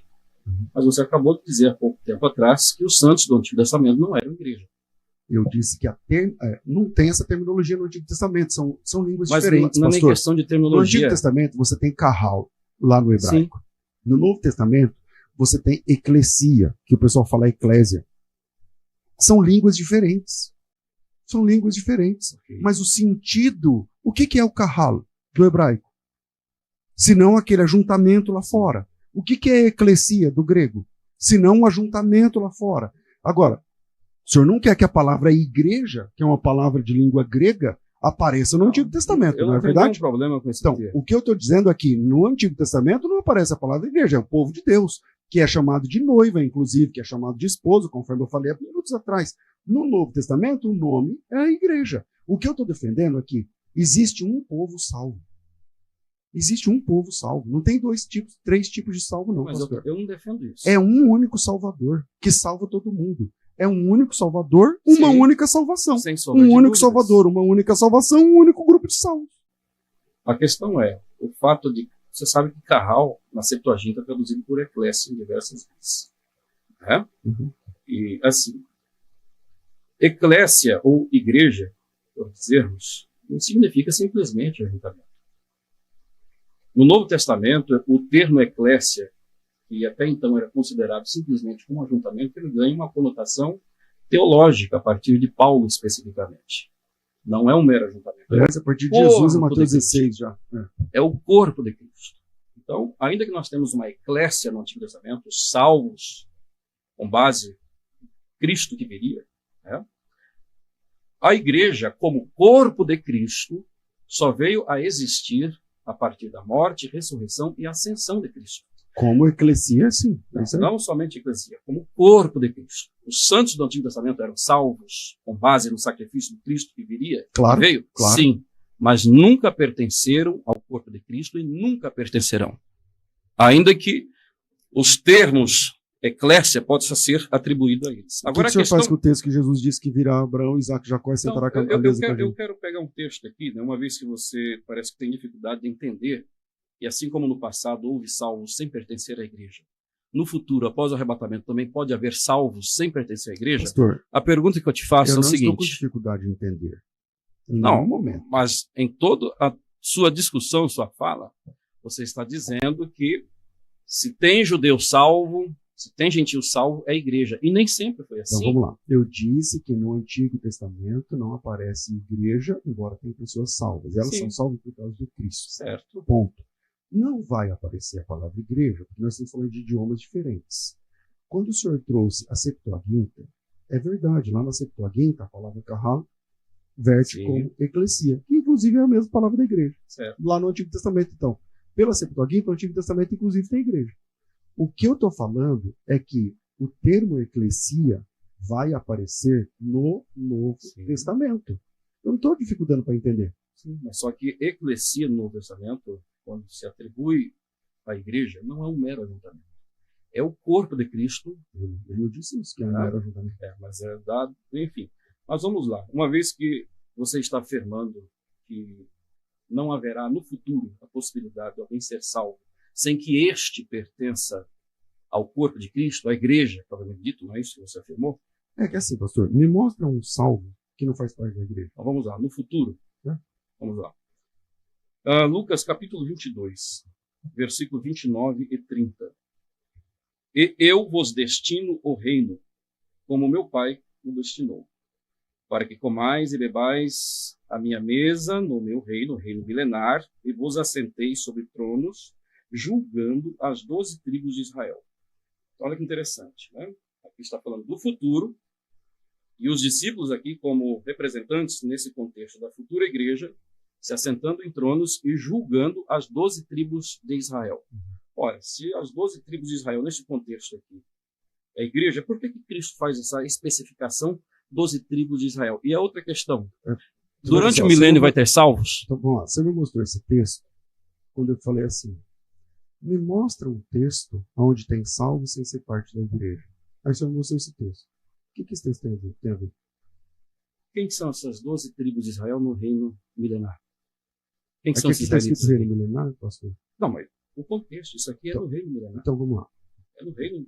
Jesus Cristo, veja só para sintonizar as pessoas, porque assim, como o senhor disse que eu não estou entendendo, eu só pedi um texto, eu falei assim, me mostra um texto onde tem salvo que não faça parte da igreja no Novo Testamento. Aí o senhor disse o texto assim, assim como meu Pai vos confia um reino, eu vos confio para que comais e bebais na minha mesa no meu reino, e vos assentareis em tronos para julgar as 12 tribos de Israel. Você entendeu? Esse texto que respondeu. Então, como não? Então, do que esse texto está dizendo? Que período que é? Que esse período é texto este? está dizendo O que tem a ver essas 12 tribos de Israel aqui? Esse texto está dizendo que os apóstolos julgarão as 12 tribos de Israel. Os 12 apóstolos. Certo. No texto do jovem rico, pastor, lá em Mateus, Jesus Cristo diz que aqueles 12 se assentariam em tronos para julgar as 12 tribos de Israel. É isso que esse texto está dizendo. Certo. Tem nada a ver com a sua. E quando isso ocorre, e que Israel é esse? Se não há, no futuro, uma distinção entre igreja e Israel, quem são essas 12 tribos? Quem é esse Israel? Se durante o período do reino milenar haverá salvos, e é óbvio, porque o milênio é para os salvos fiéis a Cristo no fim da grande tribulação, porque no milênio só entrarão justos, né? Seja dentre os israelitas ou gentios. Então haverá salvos. Vocês tiram que no milênio só tem justos, pastor? No milênio só entra justos, tá bom, mas não haverá apenas justos no decorrer dos anos. Não. Qual é o texto que só entra justos no milênio? Tem Mateus. Um só. Vamos lá. Tá bom. Mateus capítulo de número 24.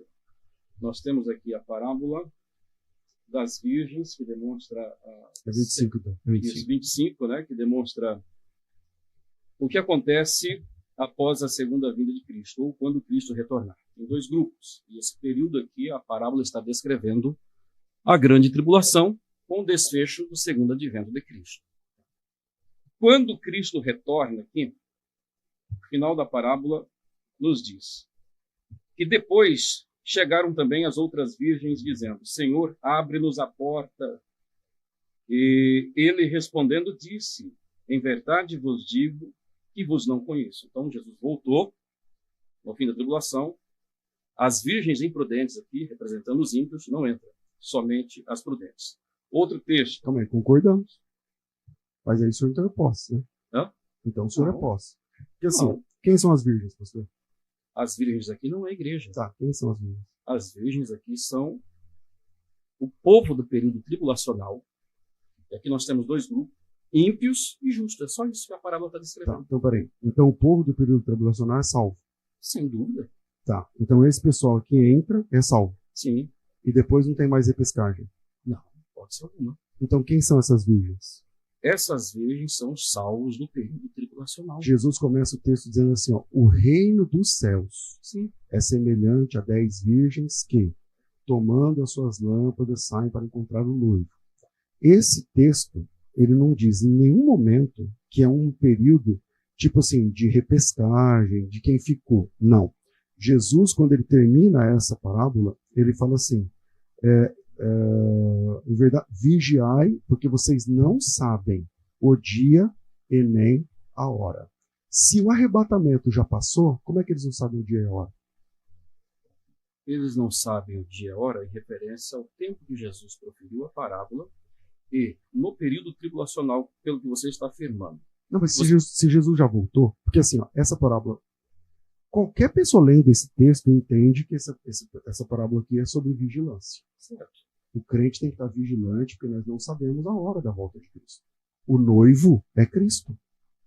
Se o noivo já voltou, conforme o senhor está dizendo, o casamento... Não estou dizendo que o noivo voltou. Então vamos lá. O senhor disse que as 10 virgens são as 5 salvas, representam as pessoas que ficaram na grande tribulação. As pessoas que serão salvas durante a grande tribulação Ficaram. e estarão aguardando a segunda vinda de Cristo. E por que ele vem como noivo ainda?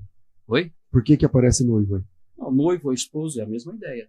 Então, vamos lá, pastor. Se o termo traz o sentido de esposo. O texto e na não... nossa perspectiva pré-tribulacional, nós não temos nenhum problema com isso, porque o esposo já vem com a esposa. Então, Só que esse texto não está tratando sobre isso. O que esse texto está dizendo é o seguinte, que durante a grande tribulação haverá esses dois grupos de pessoas. o texto não fala de grande E tribulação, quando- pastor, com todo Mas em respeito. contexto de Mateus Jesus 24, Cristo, Jesus 25, Cristo, o que Jesus está Jesus tratando Cristo em Mateus diz assim, ó, 24 e 25? Jesus Cristo diz assim, ó, o reino dos céus é semelhante a 10 virgens que, tomando suas lâmpadas, saíram para encontrar o noivo. 5 eram loucas, 5 eram prudentes.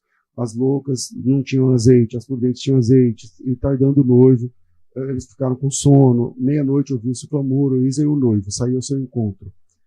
Se o noivo volta, como que essa noiva vai ao encontro dele? Se o encontro já aconteceu? Não, mas aqui não Como é que a noiva não? aqui não tem noiva. Como que as virgens vão ao encontro dele se o encontro já aconteceu? E aí, na sequência, Jesus termina falando assim, ó, vigiem, porque vocês não sabem o dia e nem a hora. Há uma cadência no discurso escatológico de Jesus sobre o dia e a hora, pastor. Sim. Sempre quando Jesus fala sobre o dia e a hora, ele está falando da sua vida. Não, mas o texto está descrevendo a sua segunda vinda no fim da grande tribulação. Esse momento aqui da vinda, você não entende que o que antecede essa vinda é o período tribulacional?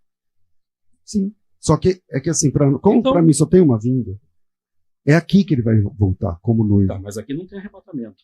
Aqui é Jesus voltando no fim da tribulação e os salvos do período tribulacional. Aqui tem tribulação? Não. Então é uma Viu? questão que o senhor está Mateus enxergando, entendeu? 24 e 25 está tratando sobre o quê? Qual que é o assunto de Mateus 24 e A 25? volta de Jesus. A grande tribulação que antecede a segunda vinda para o estabelecimento do reino. E para responder precisamente na pergunta que você me fez, Do milênio. do milênio, se somente... Mediano, só um minutinho. Falta pouco tempo. Ficou 2 perguntas pendentes, aí foi para outros assuntos. O senhor vai responder quem são as 12 tribos que são julgadas pelos 12 apóstolos, e você tem que responder o texto do Salmo do Milênio. Começa vamos lá. contigo e depois com as pessoas. Então vamos lá. Então aqui nós temos o desfecho final da grande tribulação, que é o assunto tratado em Mateus 24. E agora Jesus está usando parábolas para explicar, ilustrar melhor o que acontecerá no momento em que ele retornar em glória no fim da tribulação, a fim de estabelecer o reino. Aqui, esse texto vai dizer que quem entra para o reino são as virgens prudentes. Então, quando Jesus voltar no fim da tribulação, não haverá repescagem. Não haverá possibilidade de alguém se converter depois da segunda vinda, para que aí, então, possa entrar no milênio. Isso também funciona para a parábola dos talentos? Oi? Isso que você está falando também funciona para a parábola dos talentos? Para a parábola dos talentos e para o texto que descreve o julgamento das nações. Então, a parábola dos talentos, ele vai dar talentos para quem ficou na grande tribulação? Sim, as pessoas não vão se converter durante a grande tribulação. A pergunta é, o reino do céu é semelhante a um homem que, ausentando-se do seu país, chamou os seus servos e confiou os seus bens. O senhor diz que isso aqui também é depois da grande tribulação, pastor? Exatamente. No período todas essas parábolas descrevem o momento que antecede a segunda vinda de Cristo para estabelecer o reino milenário.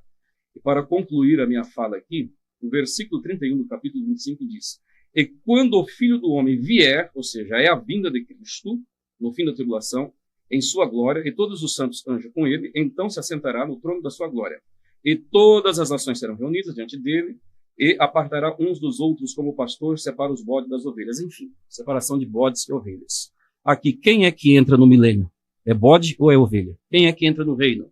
Que acontece assim, no momento da vinda, este julgamento. A pergunta que ficou, então, primeiro, para o pessoal que está acompanhando aí, esse bate-papo, ele está dizendo que Mateus 25 é um texto para depois do arrebatamento. Só que não é isso que o texto diz. Lá em Mateus 25, tanto as 10 virgens quanto os talentos, os servos de Deus estão ali. As virgens prudentes estão ali. Então, ali não é um texto para depois do arrebatamento. Tá certo? É um texto para o alerta sobre a vigilância, para que quando ele voltar, a pessoa não seja pego desprevenido, nos dois textos. Sobre o texto do milênio, pastor? Essa é a questão. Quem entra no milênio? Bom, no momento da segunda vinda. Salvos e ímpios, na Bíblia. Salvos e ímpios entram no milênio. Não, os ímpios... aqui Jesus deixou claro. Só as virgens prudentes entram, depois fecha a porta, não tem espaço para as imprudentes. Por alguma razão, somente as ovelhas entram, os bodes não entram. Por alguma razão, o senhor está entendendo que Mateus 25, a parábola das 10 virgens, é para depois do arrebatamento, mas a Bíblia não diz. Mas então, Mateus 24 e 25 não trata sobre o arrebatamento, seja pré ou pós-tribulacional. Então vamos lá. Em Zacarias capítulo 14, diz assim, vem o dia do Senhor, no qual os teus bens serão repartidos no meio de ti, ajuntarei as nações, tal. Naquele dia estarão ajuntarei as nações para a peleja contra Jerusalém. Esse ajuntarei as nações para a peleja contra Jerusalém, obviamente está falando aqui do Armagedon. Isso, okay. Aqui concordamos. A cidade será tomada de casa, saqueada, tal, o restante do povo não será expulso da cidade. Então o Senhor pelejará contra essas nações que pelejou no dia da batalha. Zacarias 14, 3. O Senhor vai pelejar contra as nações como pelejou na batalha. Naquele dia estarão seus pés no Monte das Oliveiras, o monte se fenderá no meio, vai ter um rio, né, metade do monte, tal. Fugireis para o vale dos meus montes, porque o vale dos montes chegará a Zel, tal. Então virá o Senhor, o meu Deus, e todos os santos com ele. Naquele dia não haverá luz, nem frio, nem geada, será um dia singular. Naquele dia também correrão para Jerusalém águas vivas e tal. E o texto, no versículo 16, diz assim, então todos os que restarem dessas nações, que vieram contra Jerusalém, subirão anualmente para adorar o Rei, o Senhor dos Exércitos, e celebrar a festa dos tabernáculos. A festa dos tabernáculos é o aniversário de Jesus, é o dia que Jesus nasceu. Todas essas nações de ímpios, que irão pelejar contra Cristo, diz o texto, Jesus vai vencer o exército do anticristo, lá na batalha de Armagedon, mas sobrarão essas nações. Certo. E essas nações irão anualmente adorar o rei. Se alguma das famílias da terra não subir a Jerusalém para adorar o rei, não choverá sobre ela. Se a família dos egípcios não subir para participar, cairá sobre eles uma praga com que o Senhor ferirá. Essas pessoas não são salvas. Elas não são salvas. elas serão regidas pelo Senhor e pela igreja, portanto, elas entrarão no milênio, sim, para receber o governo de Cristo.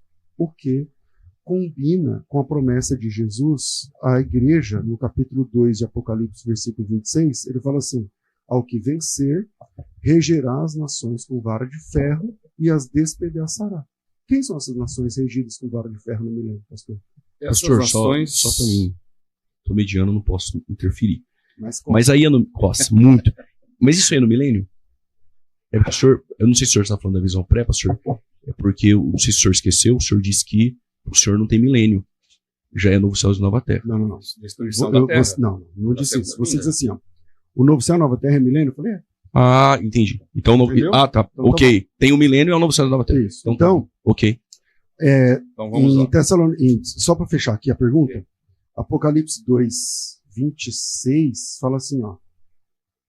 Ao que vencer e guardar o triunfo essas palavras, darei autoridade sobre as nações, com vara de ferro as regerá, quebrando. Tá, isso aqui é no milênio. Ok. Não pode ser outro. Sem nenhum problema. Ok. Eu não tenho nenhum problema com esse texto de que haverá ímpios durante o milênio. Então mudou.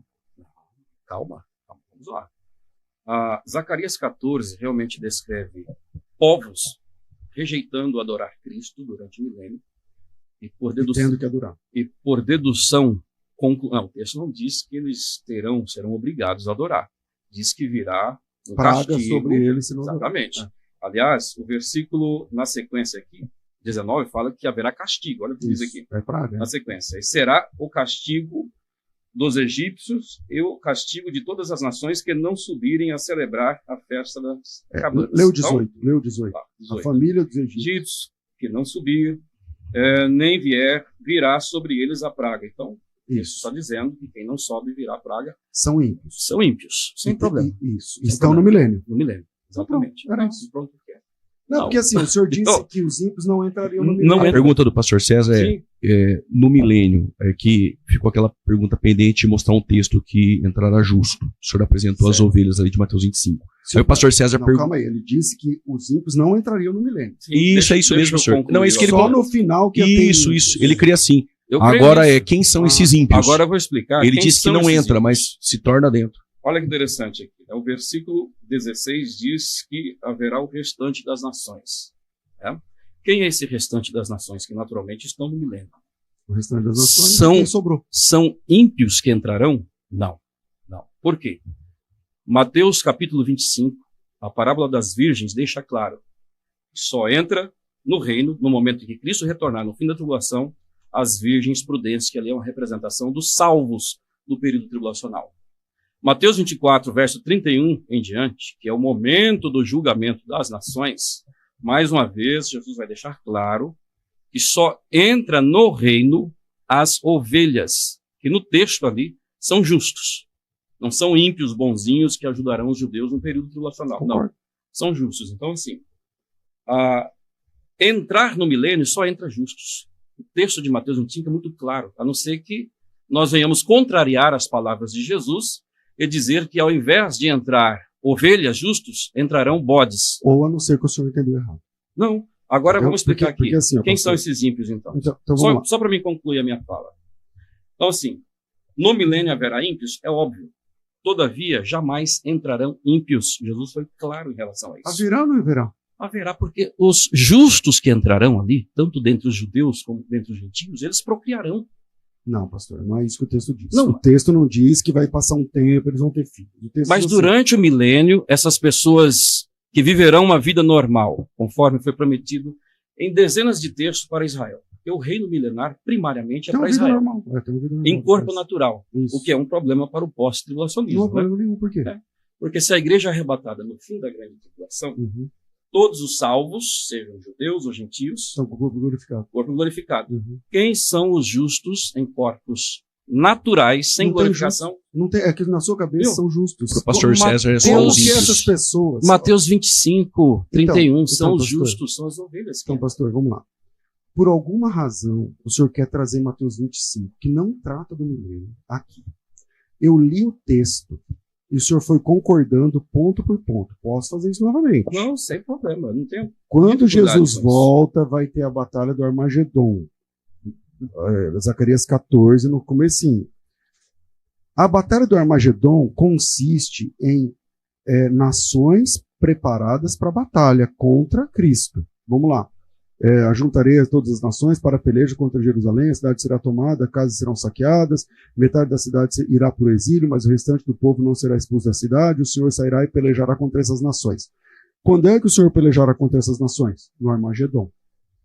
Não tem saída. Isso aqui é o Armagedon. Eu concordo com isso. Ok, então vamos até onde concordamos.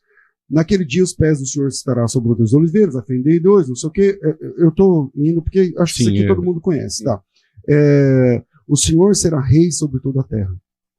E naquele dia, um só será o Senhor, e esse será o seu nome. E aí, nesse Senhor que vai ser rei, ele vai ter que reinar sobre isso aqui. Ó. Então, todos os povos que restarem das nações que vieram contra Jerusalém subirão anualmente para adorar o rei. Essas pessoas são salvas? Não. Não, exatamente. O Senhor dos exércitos, tal. Então, esses ímpios não procriaram durante o milênio para se tornarem ímpios no meio do caminho. Eles eram ímpios. E sobraram. E não foram destruídos na Armagedon e vão ser regidos por Cristo e pela igreja. Só concluindo. Isso combina exatamente com o que Jesus promete em Apocalipse 2:26. O que vencer regerá as nações com vara de ferro e as despedaçará. Na verdade, esse texto de de Apocalipse, capítulo 2, versículo 27, é um texto do Salmo 2. E o Salmo 2 diz assim, ó, por que conspiram as nações e os povos tramam coisas vãs? Os reis da terra se levantam, os governos se reúnem contra o Senhor e contra o seu ungido, dizendo, rompamos as cadeias, aquele que é entronizado nos céus, tal. Tem aqui as nações se levantando. Isso é o Salmo 2. Versículo 7. Proclamei meu decreto. Diz ele, tu és meu filho, hoje te gerei. Aí que está o pai falando do filho. Pede-me e eu te darei as nações por herança, os confins da terra por tua propriedade. E tu os regerás com vara de ferro. Tu os despedaçarás como um vaso do oleiro. Então, aqui, pastor, não são somente salvos que entram no milênio. São ímpios, nações ímpias, que serão regidas pelo Senhor e por sua igreja. Qual a confusão que o pré-tribulacionista faz, na minha opinião? É que eles entendem que se esses ímpios entram no milênio, então eles meio que são salvos. Não são. Eles têm que ir adorar o Senhor, senão não chove sobre eles. Na panela vai estar escrito santidade ao Senhor. No aniversário de Jesus, eles têm que ir lá cultuar a Jesus. Senão a praga vem sobre eles. Está tudo aqui no texto de Zacarias, capítulo 14. Aonde eles não entram? Eles não entram na Nova Jerusalém. Eles não entram na Nova Jerusalém. Eles estão no milênio. Eles vão viver no milênio sendo regidos por Cristo e por sua igreja, mas eles não entram na Nova Jerusalém. O que acontece lá em Apocalipse capítulo 20? Logo depois do milênio, Satanás será solto para enganar as nações. Que nações? Esses ímpios. Para enganar as nações. E aí, vamos lá. Sairá para enganar as nações, dos quatro cantos, Gog e Magog, cujo número subirão para a largura da terra e cercarão a cidade santa, a cidade querida. Eles não podem entrar lá dentro. Então essa ideia de que só os salvos ficarão no milênio é uma furada. Não. Durante o milênio, esses textos demonstram ímpios, claramente. Nós não temos nenhum problema com isso. É que agora há pouco o senhor disse que ímpios não entram no milênio, não foi? Sim. Entrar, não. Só entra. O que Jesus disse? Quem que entra quando ele chega? São as virgens imprudentes ou as prudentes? É bode ou ovelha? No reino de Deus, na Nova Jerusalém, só salvos. Tá, mas aqui então é a Nova Jerusalém? Mateus 25? Já? Então, pastor, o senhor confunde. Não, a Nova Jerusalém, que é o acampamento dos salvos, que vai descer do céu para reger as nações com vara de ferro, o senhor confunde isso com o milênio. O milênio, a terra vai passar pelo milênio, vai ter ímpios que vai ter que vir até a beira da Nova Jerusalém adorar Jesus. Só que eles não entram na Nova Jerusalém. É o que o texto diz. No final do milênio, eles cercarão a Nova Jerusalém, a cidade querida. Vamos lá. Capítulo 20, versículo de número 8. Sairá para enganar as nações, Satanás, né? Dos quatro cantos, Gog e Magog, cujo número como a areia do mar, a fim de ajuntá-las para a batalha. Subiram sobre a largura da terra, cercaram o arraial dos santos, cercaram a cidade querida, pastor. Então, eles estão no milênio, vivendo no milênio, regidos com vara de ferro por Cristo e pela igreja, porém eles não têm acesso à cidade querida. Eles não têm acesso aonde Jesus, lá na Nova Jerusalém. Por que a cidade de Nova Jerusalém tem muro? Por causa dos ímpios do milênio. Você está pegando o texto que, na verdade, descreve o milênio e já lembra. fazendo uma mescla com o estado eterno, enfim. Mas a questão, César, é o seguinte... Espera aí, eu fiz isso, Juliano? Eu peguei um texto Você do milênio pode não e mesclei com a eternidade? A Nova Jerusalém, já durante o milênio, né? Então, assim, a Nova Jerusalém, Novo Céu, Nova Terra, é capítulo 21. É depois do milênio.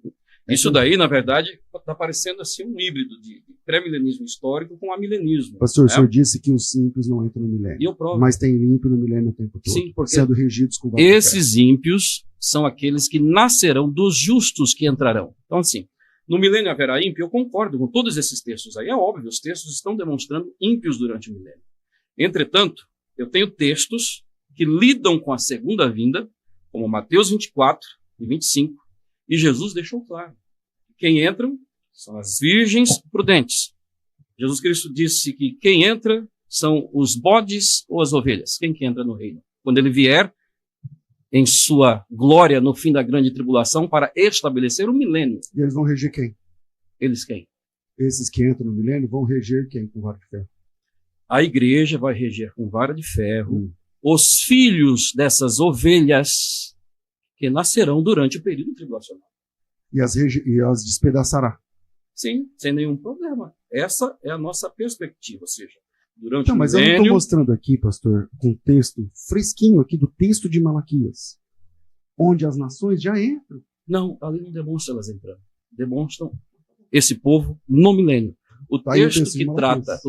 trata com eles entrando é Mateus 24 e 25. E Mas- Jesus deixou claro. Mas as Ímpio não entra. Tá. Quem entra são os justos. Só que essas nações de Malaquias 14. Zacarias 14. Faz parte, acontece. Essas nações de Zacarias 14, essas nações, elas são ímpias. O restante das nações. Deixa eu explicar rapidinho essa questão. Para a batalha do Armagedon, nós sabemos que somente o Sim. exército vai. Os civis não vão. E dentre esses civis, esse restante das nações que o texto descreve São ali, ímpios. não são ímpios, Ah, são não? as ovelhas. Por quê? Haverá dois grupos. Julgamento das nações. É Mateus 25, Bodes e 31. ovelhas. E Jesus definiu claramente que quem entra no reino são ovelhas, não são os bodes. Então, Zacarias 14 está descrevendo o quê? Que o restante das nações que estarão lá e se negarão a adorar Cristo, não é que eles entraram nessa condição de ímpios. São povos descendentes dessas nações, dessa gente, que quando entraram eram justos, eram ovelhas, mas no decorrer dos anos, no período milenar, eles procriarão. E nem todos os que nascerão no período do reino milenar se converterão a Cristo. Por isso que nós temos ímpios durante o reino milenar. Vamos lá. Zacarias 14, 12 diz assim, ó. Esta é a praga com que o Senhor ferirá os povos que guerrearem contra Jerusalém. A sua carne será consumida estando de pé, apodrecerão na língua e na boca, tal. Naquele dia também haverá da parte do Senhor uma grande confusão entre eles, cada um agarrará a mão do próximo e tal. Também Judá pelejará em Jerusalém, se ajuntarão as riquezas de todas as nações circunvizinhas, ouro, prata e tal. Como esta praga, assim será a praga dos cavalos, dos mulos, dos camelos, dos jumentos, todos os animais daquelas nações. E todos os que sobrarem dessas nações, que vierem contra Jerusalém, subirão anualmente para adorar o rei. Esses são salvos? Os que sobrarem dessas nações que guerrearam contra Jerusalém, e esses que guerrearem serão destruídos, que é o que o verso 12 aponta. Entretanto, como eu disse, haverá os civis, e desses civis, cujos exércitos, desses civis, há dois grupos, que é o que nós encontramos em Mateus 25, bodes e ovelhas. Quem entra no milênio? Está lá. Em Então, Mateus pastor, 25, vamos são lá. as ovelhas, Vamos lá. os justos. O Zacarias 14,16, na sequência do texto, fala assim, ó. Então todos os que sobrarem dessas nações que vieram contra Jerusalém, essas nações que vieram contra Jerusalém são ímpios. E sobrarão pessoas. Essas pessoas subirão anualmente para adorar o rei, pastor. Exatamente. O Senhor dos Exércitos e tal. Se alguma família não subir, não chove sobre elas, vem praga sobre Sim. elas. O senhor acha que essas pessoas são salvas ou são perdidas? Essas pessoas que adorarão, salvas. Os que se recusarão a adorar, perdidos. Entretanto, aqui está falando do restante, dos que sobrarem dessas nações. A discussão nossa não é se haverá ímpio. É óbvio, esses textos estão descrevendo ímpios no período milenário. A questão é se eles entraram na condição de ímpio ou se são ímpios porque nasceram durante o período e não se converteram. Aqui no texto entraram na condição de ímpios. O texto que aponta a entrada é Mateus 25. Nós falamos agora então de Malaquias 3:10. E Jesus disse que quem entra são ovelhas, não são bodes. Então, pastor, essa é a sua teologia, mas o texto diz que daquelas nações que guerrearam, sobraram essas pessoas. Essas pessoas são ímpias. Sobraram. E elas são obrigadas a subir até próximo do acampamento. Não tem adoração por obrigação. Então, aqui a ideia não é essa. Então tá bom. Se eles não adorarem, não chove sobre eles. É o quê, então? Ímpios. Com certeza. Tá. Alguém se negar a adorar Cristo durante o milênio é ímpio. Agora, então, vai ter que adorar, senão não chove sobre ele, né? Zacarias 14. Aqui, né? Se alguma família da terra subir a Jerusalém, se alguma das famílias da terra não subir para Jerusalém para adorar, a chuva não virá sobre ela. Se a família dos egípcios não subir para adorar, cairá sobre eles pragas. Então eu sei que é bonito. Mas aí adorar... mas é o que a Bíblia está dizendo. Jesus tratou sobre o momento que ele vem e separa quem entra e quem não entra. Jesus Cristo disse que quem entra são bodes ou ovelhas. É que assim, pastor, o texto de Mateus 25 é mais um texto que fala sobre a separação de salvos e ímpios. Conforme lá na parábola de Mateus 13, que eu citei, de bons e maus. Exatamente. Como as 10 virgens. Todas as parábolas de Mateus 13 tratam sobre isso e elas apresentam a verdade. Os ímpios são separados. É que o senhor quer colocar isso lá no milênio, o texto não diz. Não, mas Mateus 25 descreve a vinda de Cristo para o estabelecimento do milênio. Certo. Infelicidade, acabou o horário, precisamos terminar. Estamos chegando ao fim do programa Fora da Caixa. Considerações finais. Pastor César, muito obrigado, viu, pelo privilégio de poder tê-lo aqui. O senhor sempre foi uma bênção para a minha vida. Que Deus abençoe. Muito obrigado. Suas palavras finais, está contigo. Obrigado, Juliano. Deus abençoe. Obrigado, pastor Ivan. Deus abençoe. Eu entendo que na Bíblia a volta de Jesus é uma só. Jesus vai voltar uma única vez para arrebatar a igreja e também para julgar os ímpios, para a batalha do Armagedon, enfim. E depois dessa volta de Jesus vai instituir o milênio, e a igreja no milênio vai reinar sobre os ímpios durante 1000 anos. Ímpios que, conforme está mostrado aqui no texto, são dessas nações que sobrarão lá da batalha do Armagedon. Tem muitos outros textos que provam isso, muitos mesmo. E essas pessoas se organizarão no fim do milênio, incitados por Satanás para invadir a Nova Jerusalém, não vão conseguir. E aí depois tem a eternidade nos céus. Mas durante esse período do milênio, a igreja vai reinar, inclusive, sobre essas nações regendo com vara de ferro. Deus abençoe. Vale a pena estudar Mateus 24, 1 Tessalonicenses 4, 2 Tessalonicenses capítulo 1, capítulo 2, Marcos 13, Lucas 21, Apocalipse, especialmente Daniel. A gente nem tratou de Daniel, né? Vale a pena aqui voltar um dia para falar só sobre Daniel 7, Apocalipse 13 e tal. Deus abençoe. Espero vocês lá no curso de hebraico, que eu anunciei aí no programa. Vai ser uma bênção poder ler a Bíblia na língua original. Acho que faz toda a diferença e vai ser um privilégio para mim poder capacitar você na língua original do Antigo Testamento. Deus abençoe vocês. Glória a Deus. Obrigado, pastor. Pastor Ivan. Bom, na minha fala final, eu quero deixar apenas um texto aqui em relação ao tema do nosso debate, né, que a igreja não está destinada à ira, ou não tem relações com a grande tribulação. Tessalonicenses capítulo 4 apresenta o arrebatamento da igreja, um evento iminente, sem sinais antecedentes, naturalmente. No capítulo 5 nós temos o dia do Senhor. Na descrição de Paulo, esse dia do Senhor não é o arrebatamento. Ele vai dizer aqui, o dia do Senhor virá como um ladrão de noite, pois quando disserem a paz e segurança, haverá o arrebatamento? Não. deles, virá repentina destruição. E a partir desse momento, Paulo define o dia do Senhor como um período de destruição que é a grande tribulação. Ele vai dizer que nós não somos da noite ou das trevas. Ele vai começar a trazer aqui detalhes sobre o que é esse dia do Senhor, o que é esta grande tribulação. E é muito interessante, né, quando Paulo vai dizer que nós somos do dia, nós não somos da noite nem das trevas, porque quando nós vamos estudar o dia do Senhor no Antigo Testamento, em Joel capítulo 2, Sofonias capítulo 1, uma das características do dia do Senhor, que é um dos outros termos para a grande tribulação, é que será um período de densas trevas, de trevas. E é isso que nós encontramos aqui na descrição desse texto por Paulo. E Paulo vai concluir esse período do dia do Senhor, que é a grande tribulação, o dia do Senhor, o período de trevas, no versículo de número 9, dizendo: porque Deus não nos destinou para a ira, mas para a aquisição da salvação em Cristo Jesus. E conforme nós já destacamos nesse debate, a ira não diz respeito apenas a um período, conforme Apocalipse capítulo 15, versículo 1, mas sim a todo o período tribulacional. Bom, nós poderíamos falar muito mais coisas, mas eu quero dizer que foi um prazer, uma satisfação debater com César, né? Esse gigante dos debates, né? E espero que tenhamos mais oportunidades de debater as Escrituras Sagradas nesses temas polêmicos. Deus abençoe. Chegamos ao final do programa Fora da Caixa, ficamos por aqui. Hebraico fácil, faça, e com certeza suas pregações não serão mais as mesmas. Um abraço.